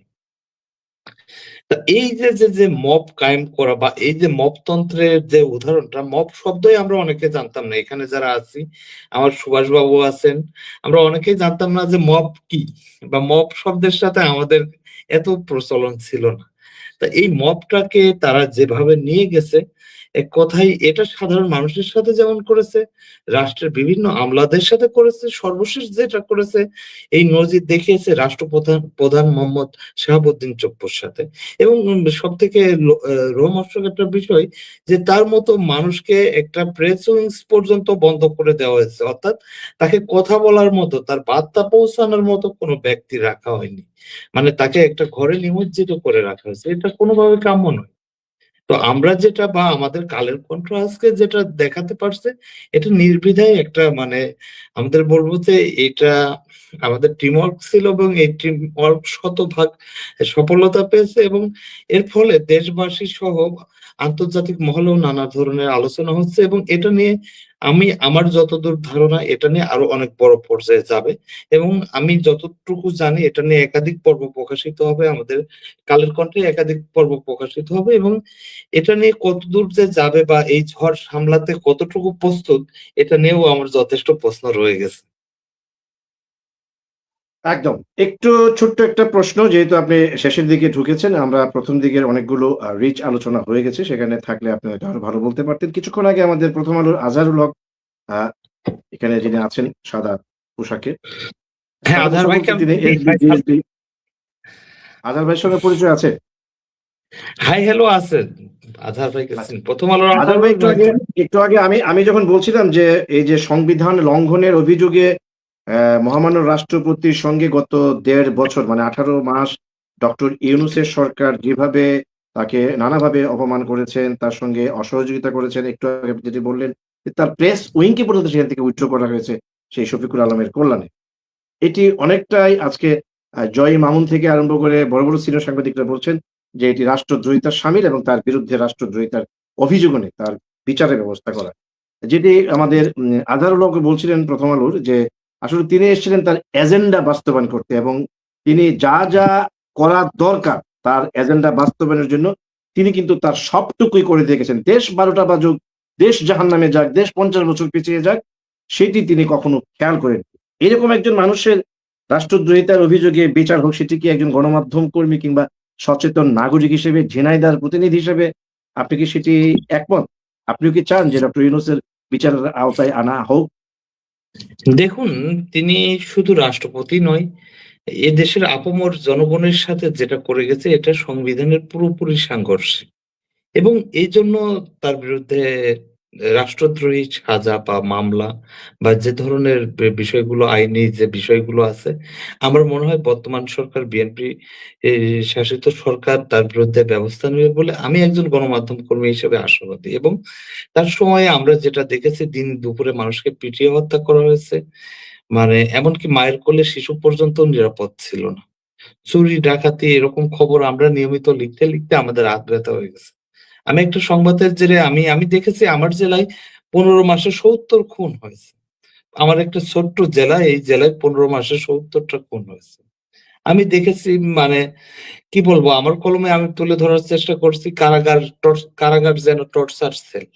অর্থাৎ তার আমলে তার শাসন আমলে ডক্টর ইউনূসের শাসন আমলে কোনো কিছুই শান্তিতে ছিল না। অথচ তিনি শান্তিতে নোবেল পুরস্কার পেয়েছে। শান্তিতে নোবেল পুরস্কার পেয়ে কি করলেন? তিনি এসে তার যে শান্তির নোবেল সেটাকে অশান্তির আগুন ঢেলে দিলেন আমাদের দেশে। এই জ্বালা থেকে তো আমরা মানে কেউ রেহাই পাইনি। গত ১৮ মাসে এখানে আমরা যতগুলো ওই যে আমাদের সুভাষ বাবু আছেন, তারপরে আজহারুল ভাই আছেন, আমরা তো কেউই রেহাই পাইনি। আমি নিজেও এই ইউনূস শাসন আমলেও আমার বিরুদ্ধে ২ টা মামলা হয়েছে। আমি সহ আমার সম্পাদক, প্রকাশক সহ আমার বিরুদ্ধে ২ টা মামলা হয়েছে। এখন একজন মানে অন্তর্বর্তীকালীন সরকারের প্রধান যিনি দাবি করছে, তিনি যার হাত ধরে শপথ বাক্য পাঠ করছে, তিনি আবার তাকে গৃহবন্দী করে রাখছে। এটা কিভাবে সম্ভব?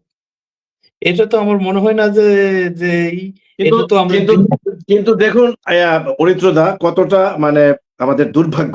আজকে কালের কণ্ঠের হায়দার আলী ভাই আমাদের নির্বাহী সম্পাদক, তিনি যদি আজকে এক্সক্লুসিভ এই ইন্টারভিউ অর্থাৎ মহামান্য রাষ্ট্রপতির এই সাক্ষাৎকারে এই বিষয়গুলি তুলে আনতে না পারতেন, তাহলে কিন্তু এই যে আপনি গৃহবন্দী কিংবা আমি বলেছি এই প্রাসাদবন্দী আহ এই শব্দগুলির সঙ্গে কিন্তু আমরা পরিচিত হতে পারতাম না। কারণ আমি জানি না আর কোনো একটু আগে আমি আজাদ ভাইকে বলছিলাম, আপনি তো দেশসেরা সাংবাদিক, দুঃখিত প্রথম আলোতে কাজ করেন, আপনার ডেইলি স্টার, তারাও কিন্তু এই ধরনের কথাগুলো বের করে নিয়ে আসতে পারে না। যেটা হায়দার ভাই তার চিরাচরিত্র, তার স্বভাবসুলভ যেই অনুসন্ধানী সাংবাদিকতার যে মন মানসিকতা, যেটি রমজান মাস আসলেই তার মধ্যে এগুলি খুব চাঙ্গা দিয়ে ওঠে এবং তিনি এই সময়টাই বেনজিরের রিপোর্টটাও সেই রমজান মাসে করেছিলেন। তিনি কিন্তু জি। এই গৃহবন্দী, আপনি বলছেন, আমি বলছি প্রাসাদবন্দী, এই শব্দগুলো কিন্তু আজকে বলতে পারছি শুধুমাত্র হায়দার আলী ভাইয়ের এই এক্সক্লুসিভ ইন্টারভিউতে মহামান্য রাষ্ট্রপতির ভেতরের অজানা অব্যক্ত কথাগুলি তুলে আনবার কারণে। একটু আমি ভিন্ন আঙ্গিকে একটু আসতে চাই। প্রথমে একটু সুভাষদার কাছে। আজকে নজরুল ইসলাম কাজল আমাদের নবীনগরের একজন সাংবাদিক, তিনি প্রেস ক্লাবের প্রাক্তন সদস্য, তিনি এখন বিদেশে আছেন, প্রবাসে, সম্ভবত কুয়েতে আছেন তিনি। তিনি তার একটি লেখায় লিখেছেন এই ইন্টারভিউটার উপরে, একজন পোস্ট করেছেন, সেখানে তিনি লিখেছেন, আমি তার এটা লিখেছি এবং তাকেও আমি আজকে আমন্ত্রণ জানিয়েছিলাম, কিন্তু এই সময়টায় তার এখানে সম্ভবত সন্ধ্যা, বিদেশে গেলে নিশ্চয়ই গ্যালারিতে কাজ করতে হয়, সে কারণে হয়তো যুক্ত হতে পারেননি, বাট আমাকে বলেছিলেন যে সময় পেলে যুক্ত হবেন। আমি আশাবাদী। তবে যেহেতু আমাদের অনুষ্ঠানটা জায়গাটা একটু যুক্ত করি। আপনি যে প্রশ্নটা হায়দার ভাই সম্পর্কে পড়লেন, হ্যাঁ? আসলে এটা আমার কাছে মনে হয়েছে এটা কোনো সাক্ষাৎকার নয়। হায়দার ভাই রাষ্ট্রপতি শাহাবুদ্দিন চপ্পু সাহেবের কোনো সাক্ষাৎকার নেননি। আমার কাছে মনে হয়েছে এটা একটা যুদ্ধ পরবর্তী দেশ। এই যুদ্ধ পরবর্তী একটা দেশের যে গল্প সেটা তিনি তুলে ধরেছেন তার কলমের মাধ্যমে। এই একদম রাষ্ট্রপ্রধানের সাক্ষাৎকারের মাধ্যমে। এই যুদ্ধ পরবর্তী দেশের যে গল্পটা সেটা রাষ্ট্রপ্রধানের মুখ থেকে। কিন্তু এখানে যে সাহসী ভূমিকাটা আমাদের নির্বাহী সম্পাদক মহোদয় হায়দার আলী ভাই তিনি যেটা দেখিয়েছেন এটা আর কোনো গণমাধ্যম বা আর কোনো প্রতিবেদক দেখাতে পারেনি। এটা আমাদের অন্যান্য গণমাধ্যমের জন্য যেমন ব্যর্থতা। আপনি একটু আগে যেমন বললেন ডেইলি স্টার, প্রথম আলো, তাদেরকেও দমন-পীড়ন করা হয়েছে। শুরুতে মানে ৫ আগস্ট যখন গণ-অভ্যুত্থান হলো, ৮ আগস্টের দিন আমাদের ইস্ট ওয়েস্ট মিডিয়া গ্রুপেও দমন-পীড়ন করা হয়েছে, ভাঙচুর করা হয়েছে। এখানে আমি বলব যে এটা শুধু সাক্ষাৎকার নয়, বুঝতে পারছেন? হায়দার ভাই শুধু সাক্ষাৎকার নিতে যাননি। হায়দার ভাই পুরো আমার কাছে মনে হয়েছে এই দেশটা ওই সময়ে গত ১.৫ বছরে একটা যুদ্ধ বিধ্বস্ত দেশ হয়ে উঠছিল। এই যুদ্ধ বিধ্বস্ত দেশের গল্পটাই হায়দার ভাইয়ের এই সাক্ষাৎকারের মাধ্যমে তুলে আসছে। আমি এটা দাবি করব। একদম একদম একদম। এবং আমি কিন্তু সূচনাতে আমি পিয়াসদাকে এই প্রশ্নটাই করেছিলাম। হায়দার ভাইয়ের প্রথম প্রশ্নটা ছিল কেমন আছেন মহামান্য রাষ্ট্রপতি? ছোট্ট একটি প্রশ্ন। আবার ঠিক ছোট্ট উত্তরটি দিয়েছিলেন মহামান্য রাষ্ট্রপতি, বলেছিলেন গত 7 দিন ধরে বেশ ভালো আছি। এর মধ্যে কিন্তু বোঝা যায় যে বিগত 18 মাস তিনি কেমন ছিলেন। তো যাই হোক, পুরো সাক্ষাৎকারটি আমি একাধিকবার পড়েছি এবং আমি যে জায়গাটা এখন আসতে চাচ্ছিলাম ৩ জনের কাছ থেকে ২ মিনিট করে একটু শুনবো। আর যদি শেষের দিকে আমাদের গাউস রহমান পিয়াসদা আসেন, তার সমাপনী বক্তব্যের মধ্য দিয়ে আমরা অনুষ্ঠানটি শেষ করব। সেটি হচ্ছে যে নজরুল ইসলাম কাজল এখানকার একজন গণমাধ্যম কর্মী। তিনি কুয়েতে সম্ভবত থাকেন। তিনি তার একটি লেখায় লিখেছেন শাহাবুদ্দিন সাহেবের সমালোচনা করে। বলেছেন যে বিগত 18 মাস আগে যখন ৫ই আগস্টের সৃষ্টি হয়, তিনি সাংবিধানিক রাষ্ট্রের যিনি প্রধান ছিলেন, বিশেষ করে সংবিধানের রক্ষক কিংবা রাষ্ট্রের অভিভাবক কিংবা রাষ্ট্রের সর্বোচ্চ যিনি প্রতীক, তিনি কিন্তু তখন সেই ভূমিকায় পালন করেননি, যেটি নজরুল ইসলাম কাজল পরিষ্কারভাবে লিখেছেন এবং বলেছেন সম্ভবত তিনি এখন নাটক করছেন। সেটিও কিন্তু পরিষ্কার নজরুল ইসলাম কাজল তার লেখায় লিখেছেন। তিনি বোঝাতে চেয়েছেন, তার সঙ্গে যখন আমি কথা বলেছি আপনি নাটক কেন বললেন কাজল, তিনি বললেন যে তিনি হয়তো এবার বিএনপিতে রাষ্ট্রপতি হিসেবে থেকে যাওয়ার একটি নাটক করছেন। কারণ বিএনপির নির্বাচনী প্রচারণার আগে কিন্তু একটি গুঞ্জন ছিল যে হয়তোবা বিএনপি থেকে বিদায়ী প্রধান উপদেষ্টা ডক্টর ইউনূসকে রাষ্ট্রপতির একটি প্রস্তাবনা বা অফার দেয়া হতে পারে। কিন্তু আমাদের হায়দার আলী ভাই সেটি গোল্লায় মানে নির্বাসনে পাঠিয়ে দিয়েছেন এক এক্সক্লুসিভ রিপোর্ট করে। সেটির আর কোনো সুযোগ নেই। সেটি আমাকে কাজল বলছিলেন আরকি, নজরুল ইসলাম কাজল। এবং তিনি বলছেন যে আমার কাছে কেন জানি গৌরাঙ্গতা মনে হচ্ছে আপনার মহামান্য রাষ্ট্রপতি মোহাম্মদ শাহাবুদ্দিন চুপ্পুর এটি একটি নাটক। তিনি আবারও এই পদে থেকে যেতে যাচ্ছেন এবং তিনি কিন্তু আজকের এই এক্সক্লুসিভ ইন্টারভিউতে বর্তমান মাননীয় প্রধানমন্ত্রী তারেক রহমানের কিন্তু ভূয়সী প্রশংসা করেছেন, সশস্ত্র বাহিনীর প্রশংসা করেছেন। এটি চেক এন্ড ব্যালেন্স করতে গিয়ে তিনি হয়তোবা এই নাটক করে আগামীতে বিএনপির রাষ্ট্রপতি থেকে যেতে চাচ্ছেন। আমাদের পিয়াস দাস যুক্ত হচ্ছেন, আমি পিয়াস দাকে নিয়ে নিই। পিয়াস দা কিন্তু সঠিক সময় আসছে। তো আমার মনে হয় এই যে প্রশ্নটি, আমার মনে হয় আমরা শুরুতেই একটু পিয়াস দা থেকে শুরু করি, তাইলে আমার মনে হয় অন্যদের কথা বলতে সুবিধা হবে, যেহেতু খুবই স্পর্শকাতর, এটা সেন্সিটিভ প্রশ্ন। এটি পিয়াস দা সূচনাটা করে দিলে আমাদের জন্য বলতে সুবিধা হবে। পিয়াস দা, আপনি এইমাত্র ঢুকেছেন, একজন দর্শক, নবীনগর প্রেস ক্লাবের সাবেক সদস্য, তিনি প্রবাসে এখন আছেন। তিনি আজকের এক্সক্লুসিভ কালের কণ্ঠের ইন্টারভিউটা পড়ে আমাকে যেটি জানিয়েছেন লিখে, তাকে আজকে আমরা আমন্ত্রণ জানিয়েছিলাম। তার নাম নজরুল ইসলাম কাজল। তিনি বলেছেন এটি নাকি বর্তমান রাষ্ট্রপতি মহোদয়, মহামান্য রাষ্ট্রপতির নাটক। তিনি বলতে চাচ্ছেন যে বিএনপিতে থেকে যাওয়া, অর্থাৎ বিএনপির রাষ্ট্রপতি হিসেবে তিনি থেকে যাওয়ার এরকম একটি সুন্দর নাটক করেছেন, যেখানে বর্তমান প্রধান মন্ত্রী তারেক রহমান এবং সশস্ত্র বাহিনীর ভূয়সী প্রশংসা করে তিনি মূলত এই জায়গাটায় থেকে যাওয়ার একটি কৌশল করেছেন। এটি আসলে একজন দর্শক কিংবা একজন গণমাধ্যম কর্মীর অভিযোগটা আপনি কিভাবে মূল্যায়ন করবেন বা এই অভিযোগটা কিভাবে খণ্ডন করবেন? এখানে আমি দুই পার্টি উত্তরটা দেই, যে উনি নাটক বলতে উনি ইন্টেনশন মিন করেছেন কিনা, যে কেন তিনি বলতে গেলেন, তো তিনি কেন মুখ খুলতে গেছেন সেটা সেই নিয়ে আমরা প্রশ্ন করতেই পারি। আর সেটা তো, আর দ্বিতীয়ত হলো তিনি যে তথ্যগুলি তুলে ধরেছেন সবগুলি প্রমাণযোগ্য, মিজারেবল আর কি। প্রমাণযোগ্য বলতে যে 15-16 বার ধরেন রাষ্ট্রপতি সরি অন্তর্বর্তী সরকারের প্রধান যে বাইরে গিয়েছেন, তারপর তিনি দেশে ফিরে এসে সাংবিধানিক বাধ্যবাধকতা থাকলেও দেখা করেন নাই, এগুলো প্রমাণযোগ্য। তারপর ধরেন প্রেস উইং এ 3 জন সদস্য ছিলেন, তাদেরকে উইথড্র করা হয়েছে, এটাও প্রমাণযোগ্য। তারপরে বাসার সামনে যে মব হয়েছে, লাইভে লাখ লাখ মানুষ দেখেছে, সবগুলি সত্য। তো এগুলো তো অস্বীকার করার সুযোগ নাই। এখন কেন তিনি করেছেন, এইটা নাটক কিনা বা এটা ইন্টেনশন কিনা, সেটা তিনি বলতেই পারেন। তার মানে যে কারোর মতামতকে আমরা শ্রদ্ধা জানাই।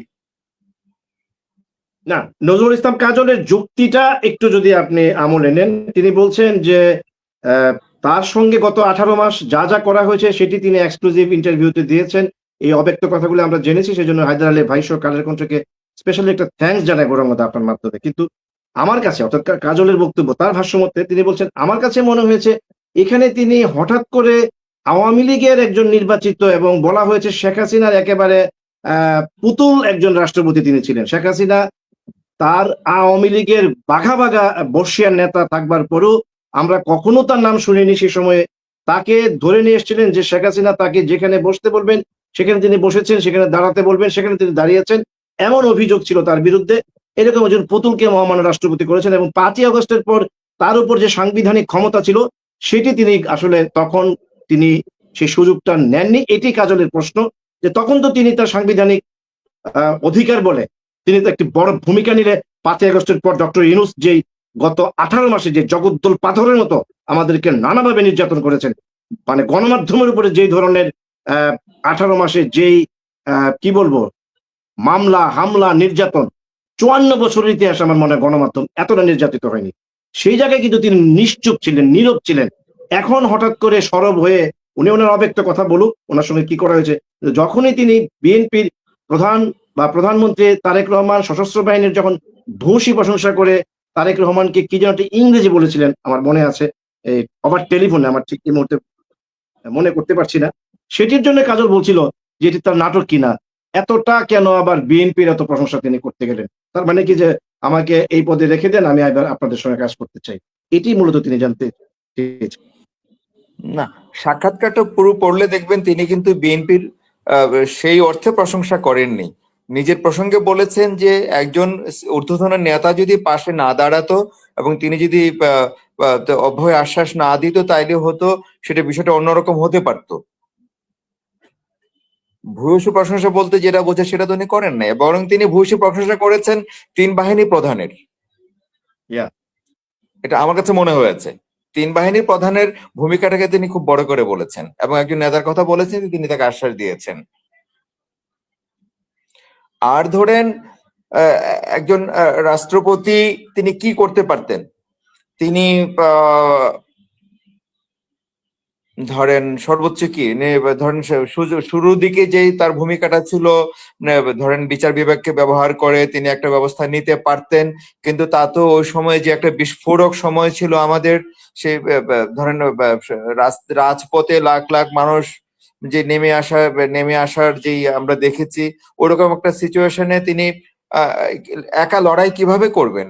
আর আওয়ামী লীগ বলেন বা সরকারের আগের সরকারের লোকজন বলেন কেউ তো পাশে ছিল না, তো একার পক্ষে তো আসলে সেটা মানে একদম সুইসাইডাল হতো আর কি কিছু করতে যাওয়াটা।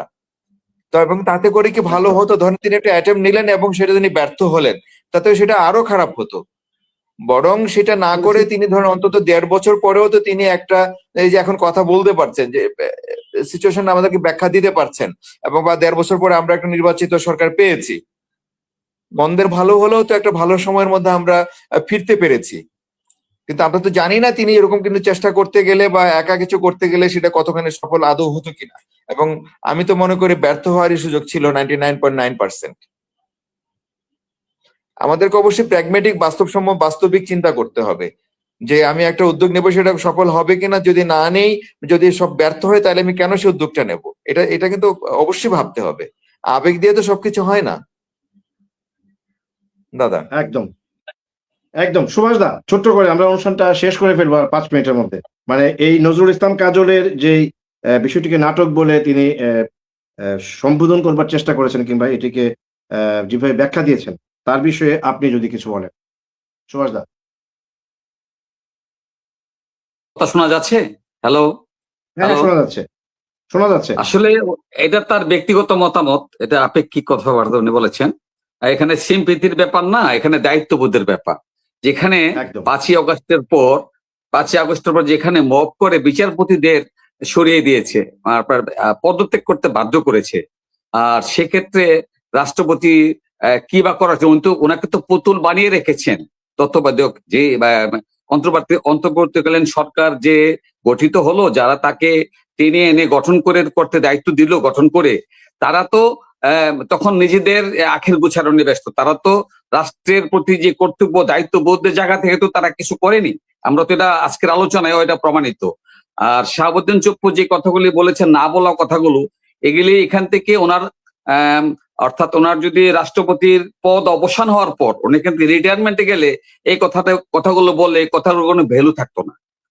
কাজে উনি এখানে থেকেই মানে রাষ্ট্রপতির পদমর্যাদার চেয়ারে থাকেই উনি যখন কথাগুলি বলতে পারছে, তার মানে এখানে একটি শব্দ মিথ্যার কোনো সুযোগ নাই।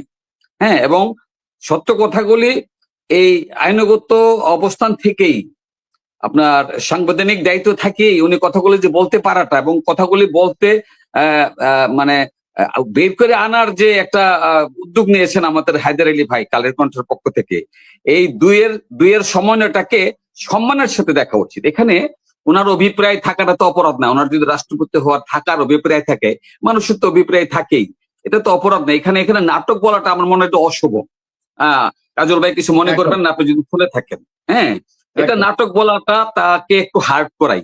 তিনি তো 18 মাস নিষ্পেষিত হয়েছেন, নিগৃহীত হয়েছেন, এবং এটা প্রত্যক্ষভাবে, এটা কোনো গল্প নয়, এটা কোনো গল্প নয়, কবিতা নয়, এটা একেবারে প্রত্যক্ষ। একটা মানুষ 18 মাস বেঁচে ছিল, সে যে আত্মহত্যার পথ বেছে নেয় নাই, এটাই তো বড় কথা। এবং এই মানুষটা এতক্ষণ পর্যন্ত ধৈর্য ধরে দায়িত্বে ছিলেন বলেই আজকে বিএনপি ক্ষমতায় আসতে পেরেছে। এবং বিএনপির সাথে তার লেনদেনের সম্পর্ক হচ্ছে দায়িত্ববোধের জায়গা থেকে। ইনি তার দায়িত্ব পালন করেছেন এবং বিএনপি সেখানে সাহস দিয়েছেন, বিএনপি তার স্বার্থে সাহস দিয়েছেন, বিএনপি দেশের স্বার্থে সাহস জুগিয়েছেন।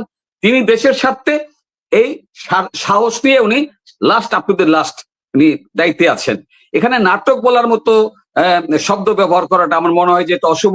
আর তাকে আজকে সম্মান জানাতে, তিনি যে আমাদেরকে ঋণী করেছেন সত্য কথাগুলি এই বিশ্ববাসীকে এই অবস্থান থেকে জানানোর জন্য, যে একটা মুখ্যম সময়ে মুখ্যম সুযোগে ইনি যে সদ্ব্যবহার করেছেন, আর আমাদের কালের কণ্ঠ যে এই বিষয়টি এই ব্যাপারটিতে উদ্যোগ নিয়েছেন, এই দুয়ের কাছে আমরা কৃতজ্ঞ। তারপর মানুষ দোষে গুণে মানুষ, আমরা তো আর ভগবান নই, আমরা মানুষ। তো মানুষের তো দোষ ত্রুটি থাকবে, ভুল থাকবে, একজন রাষ্ট্রপতির ভুল থাকবে না সেটা বিষয় না। কিন্তু আলোচনা হলো এখানে আজকের বিষয়টি হচ্ছে একেবারে নির্ধারণ করা যে তার এই না বলা কথাগুলোর মধ্যে কোনো মিথ্যা আছে কিনা, মিথ্যাচার আছে কিনা। তিনি তো একটি মিথ্যা বলেছেন, যদি এটা এই কাজল সাহেব যদি প্রমাণ করতে পারেন তার সঙ্গে আমরা একমত পোষণ করবো। নাটকের এখানে কিছু নাই, তিনি সত্য কথা বলেছেন। এটা আমি যদি আরেকটু বলি সময় দিলে, 5ই আগস্ট আপনার প্রথম থেকে বিএনপির প্রতি অবিচার করা হয়েছে। 5ই আগস্ট দেশের মানুষ ফার্স্ট ক্লাস, যিনি বিসিএস এ ফার্স্ট হয়, সেকেন্ড হয়, থার্ড হয়, আমরা কি নিব? থার্ড বয়টাকে নিব না ফার্স্ট বয়টাকে নিব? রাষ্ট্র সরকার গঠনের সময় বিএনপি কে কেন অফার করা হলো না, কেন জামাতকে অফার করা হলো? এই বিষয়টি প্রশ্ন আসবে, তাই না? তো বিএনপি যে উদারতার পরিচয় দিয়েছে, ধৈর্য ধরেছে, মানে তারা যে ধৈর্য, তাদের চ্যুতি ঘটেনি, এই অত্যন্ত আত্মসংযমের মধ্য দিয়ে 18 মাস অপেক্ষা করেছে, অনেক উস্কানিতে পা দেয়নি। এই জন্য বিএনপির কাছে আমরা কৃতজ্ঞ। কারণ বিএনপি যদি একটু ভুল করতো, তারা চেয়েছিল এই যে রেল স্টারে আর প্রথম আলোতে আগুন দিয়েছে, সর্বশেষ চেষ্টা আগুন জ্বালাইতে চেয়েছে, তারা নিবাইতে চায়নি, কিন্তু সেই আগুনে পা দেয়নি বিএনপি। এই জন্য আমাদের বাংলাদেশে ফার্স্ট এবং সেকেন্ড দুইটা দল আছে, আর এই যে থার্ড বলি আর ফোর্থ বলি, এটি থার্ড হওয়ার যোগ্য নাই। তো কাজে আমাদের জাতিটা পড়েছিল ভুল জায়গায় পড়েছিল, আমি বলতে বাধ্য। একদম। অনেক ধন্যবাদ সুভাষ দা। আমরা একটু প্রথম আলোর আজহারুল হক আজহার ভাই কি বলবেন ছোট্ট করে? আমরা একটু পরিত্রতার কথা বলে আমরা শেষ করতে চাই। প্রবাসী সাংবাদিক বন্ধু কাজল যেটি বলছিলেন তার বিষয়ে যদি ছোট্ট করে একটু বলেন। আজহারুল হক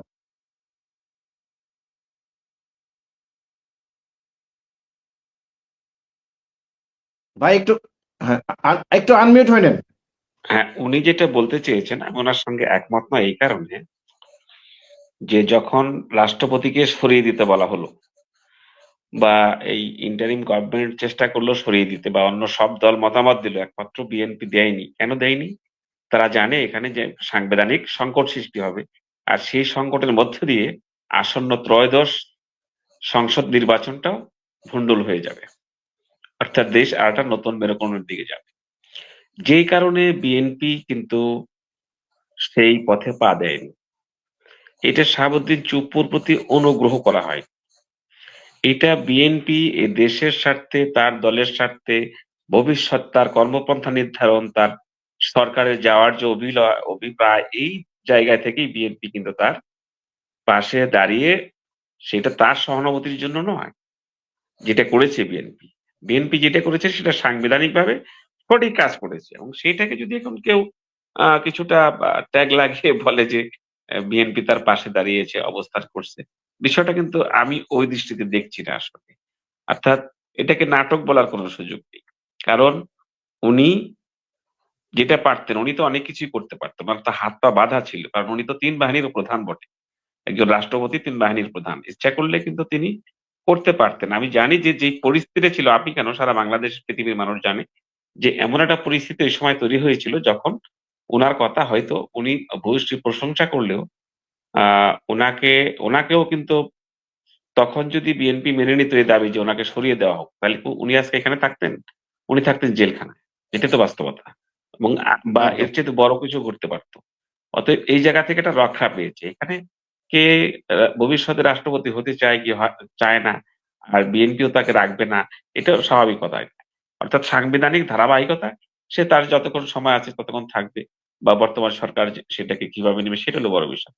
এটাকে উনি নাটক বা অবস্থান বলছে, এটাকে তো উনি ওনার ওই দায়িত্বের জায়গা থেকে বেরিয়ে, যে আমি ওই সুভাষ দাস মতো বলবো যে দায়িত্বের জায়গা থেকে বেরিয়ে গিয়ে যদি আজকে একটা সংবাদ সম্মেলন করে বা একটা প্রেস কনফারেন্স করে, প্রেস ব্রিফিং করে, প্রেস নোট দিয়ে বলতো, সেটা ছিল একটা ভিন্ন বিষয়। কিন্তু উনি একটা দায়িত্বের জায়গায় থেকেই, অর্থাৎ হাফ ছেড়ে এই রমজান মাসের মতো একটা সময় এইভাবে কথা বলা, এত খোলামেলা কথা বলা, এত বড় দীর্ঘ ইন্টারভিউ দেওয়া, এটা কিন্তু একেবারে নাটক বলা খুব নিছক একটা ভিন্ন অভিপ্রায় বলে আমি মনে করছি।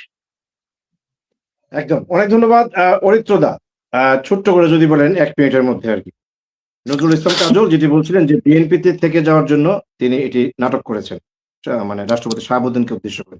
কি বলবেন? দেখুন, গত রাত আমি ২টার পর থেকে এখন পর্যন্ত অনেকবার এই সাক্ষাৎকারটা পড়েছি এবং বিভিন্ন আমাদের মাল্টিমিডিয়ায় যে তার যে ভয়েস গুলো ছাড়া হয়েছে বা তার অডিও ক্লিপ গুলো একাধিকবার শুনেছি। আমার কাছে কখনোই মনে হয়নি এটা নাটক। তিনি বারবারই দাবি করছে যে বিএনপির এক শীর্ষ নেতা আমাকে সহযোগিতা করেছে। এছাড়াও ৩ বাহিনীর প্রধান আমাকে সার্বিক খোঁজ খবর নিয়েছেন। তাহলে একজন শীর্ষ নেতা সহযোগিতা করা মানেই এমনটা নয় যে তাকে সাপোর্ট দিছে বা বিএনপির শীর্ষ পর্যায় থেকে তাকে সাপোর্ট দিছে। বা তার কোনো কথাই আমরা দেখি নাই তার মধ্যে চুম্বক অংশ পর্যন্ত তার লোভ বা লোভ লালসা তার ওই সাক্ষাৎকারে আমরা পাই নাই। সুতরাং সে বিএনপির থেকে রাষ্ট্রপতি হবে বা রাষ্ট্রপতি হওয়ার মতো সে একটা কাউন্টার নিচ্ছে। এটা কোনোভাবেই আমার কাছে মনে হয় না যে এটা বলা সমুচিত হবে এবং যিনি প্রশ্ন করছেন তাকেও আমি এই প্রশ্নের এটাই বলব যে আসলে রাষ্ট্রপতি যিনি বর্তমান শাহাবুদ্দিন চুপ্পু সাহেব, উনি তার দীর্ঘ সাক্ষাৎকারে কখনোই বলেননি যে বিএনপি আমাকে সাপোর্ট দিয়েছে। তিনি একটা কথাই উল্লেখ করেছে, বিএনপির শীর্ষ পর্যায়ের এক নেতা আমাকে সহযোগিতা করছে। আর তাকে মূলত মূল সাপোর্টটা দিয়েছে হচ্ছে ৩ বাহিনীর যারা প্রধান তারা সশস্ত্র সশস্ত্র বাহিনী। সাপোর্ট সশস্ত্র বাহিনী। অর্থাৎ আমি আমার এই দীর্ঘ সাক্ষাৎকারে কখনো মনে হয়নি যে তিনি পুনরায় রাষ্ট্রপতি হওয়ার জন্য তার লোভ লালসা বা তার আকাঙ্ক্ষা আছে। এটা আমার কাছে মনে হয়েছে যে এক ধরনের কাল্পনিক কথা বলছেন ওই ভদ্রলোক। পিয়াস ভাই সালাম নিবেন। একদম, একদম। অনেক ধন্যবাদ। আমরা শেষ করব আমাদের গাউস রহমান পিয়াস ভাইয়ের দুটো কথা দিয়ে। বিশেষ করে আজকে আমাদের কালের কণ্ঠের যে লিড স্টোরিটি, আমাদের একান্ত সাক্ষাৎকার মহামান্য রাষ্ট্রপতি যিনি নিয়েছেন, তিনি হচ্ছেন আমাদের হায়দার আলী, কালের কণ্ঠের নির্বাহী সম্পাদক এবং দেশের একজন অনুসন্ধানী সাংবাদিক। যার শিরোনাম ছিল চমকানো তথ্য দিলেন মহামান্য রাষ্ট্রপতি। আমাদের সকলের পক্ষ থেকে গাউস রহমান পিয়াস ভাই যিনি নিউজ এডিটর মাল্টিমিডিয়া কালের কণ্ঠের, আহ, এই রিপোর্টটির যিনি করেছেন আমাদের সেই হায়দার ভাই এবং যিনি বিশেষ প্রতিনিধি জয়নাল ভাই। জয়নাল ভাইয়ের বাড়ি আমি যেটুকু জানি সম্ভবত মিরসরাই। তিনি মিরসরের প্রতিনিধি ছিলেন কালের কণ্ঠে। তহিদ ভাই যখন আমাদের প্রথম আলোতে ছিলেন, তখন তহিদ ভাইয়ের কল্যাণে জয়নাল ভাই ঢাকায় এসেছিল স্টাফ রিপোর্টার হিসেবে কাজ করে। আজকে কিন্তু তিনি এক রিপোর্টে জয়নাল ভাই হায়দার ভাইয়ের সঙ্গে থেকে তিনি কিন্তু আলোচনার একেবারে শীর্ষ পর্যায়ে রয়েছেন।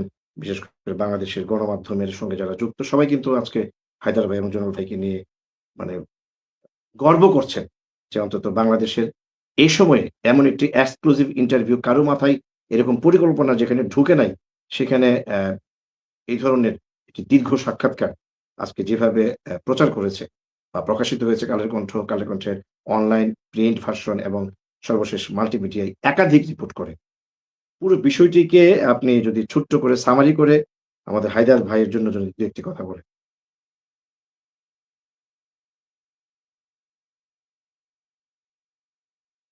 পিয়াজদা শুনতে পাচ্ছি না। রিমোট। ও, আমি না মিস করে গেছি যে প্রশ্নটা আমাকে করা হয়েছে। আচ্ছা, একটা ইনফরমেশন দেই, সেটা হলো মানে কালকে মানে কৌশলগত কারণে বলা হয়নি যে সাক্ষাৎকারের প্রথম পর্ব। ইনফ্যাক্ট এটা ছিল প্রথম পর্ব, আজকে দ্বিতীয় পর্ব যাচ্ছে, দ্বিতীয় আচ্ছা দ্বিতীয় আচ্ছা শেষ আচ্ছা, পর্ব আর আমি কি। আমি একটু আগে এই প্রশ্নটা যাচ্ছে। করেছিলাম যে এটার আরেকটা পর্ব হলে আমাদের আসলে অতৃপ্তি রয়ে গেছে। যেমন আপনি হ্যাঁ কিছুক্ষণ আগে যে ইনফরমেশন দিয়েছিলেন এই ইনফরমেশনটা আমি আজকে পাইনি, হয়তো কালকে পেতে হ্যাঁ পারি। হ্যাঁ ওই যে হ্যাঁ ওই যে ঈদে ওনাকে যেতে দেওয়া হয়নি, দুটো ঈদের জামাতে। তো এই আমার হুম, ধারণা হুম, আরো হুম। কিছু বিষয় রয়ে গেছে যেগুলো হয়তো, যাক মানে আমি ঈশ্বরের কাছে ঈশ্বরকে থ্যাঙ্কস দেই যে আমার একটা মনে মনে একটা ধারণা ছিল যে হয়তোবা একটা দ্বিতীয় পর্ব আমরা দেখতে পাবো। যেহেতু আপনি বলছেন যে কালকে সেকেন্ড পর্বটা যাচ্ছে, তাহলে আমরা we are waiting for that সেই নিউজ। তো আপনি যদি সমাপনী বক্তব্যের মধ্য দিয়ে অনুষ্ঠানটি শেষ করেন, হায়দার আলী ভাইকে যদি কিছু বলতে চান, আমাদের সকলের পক্ষ থেকে যদি তার প্রতি একটু কৃতজ্ঞতা বা থ্যাঙ্কস জানাতে চান। ইয়েস দা। আহ, এটা এটা আমাদের সবার জন্য মর্যাদা। শুধু আমি কালের কণ্ঠ আছে বলেই না, আমি অন্য গণমাধ্যমে থাকলেও বলতাম, যেটা আসলে মানে এই ধরনের সংবাদ গণমাধ্যমকে আসলে বড় করে মর্যাদাশীল মর্যাদাবান করে, এবং আবারও একবার মনে করিয়ে দেয় যে সোসাইটির জন্য গণমাধ্যমটা কেন দরকার, মিডিয়া কেন দরকার। কারণ মিডিয়া মানে আমরা যতই বলি না কেন যে সোশ্যাল মিডিয়ার এই যুগে, ফেসবুকের যুগে মূল ধারার মিডিয়া দুর্বল হয়ে যাচ্ছে, কিন্তু মূল ধারার মিডিয়া যে কেন দরকার, নিশ্চয়ই একটা এই ঘটনার মধ্য দিয়ে সেটা প্রমাণ হলো আর কি। সো আমরা সাংবাদিকতার পক্ষে থাকবো, গণমাধ্যমের পক্ষে থাকবো। গণমাধ্যমকে আমরা কোনো ব্যক্তিগত কাজে ব্যবহার করব না, গণমাধ্যমকে সোসাইটির কাজে সোসাইটির কল্যাণে ব্যবহার করব। এটাই আমাদের সবার ব্রত হওয়া উচিত। এবং আমি মনে করি কালের কণ্ঠ এই জায়গা থেকেই এই সাংবাদিকতা করছে, এবং সামনে ভবিষ্যতেও করে যাবে। আমার পক্ষ থেকে সবাইকে ধন্যবাদ।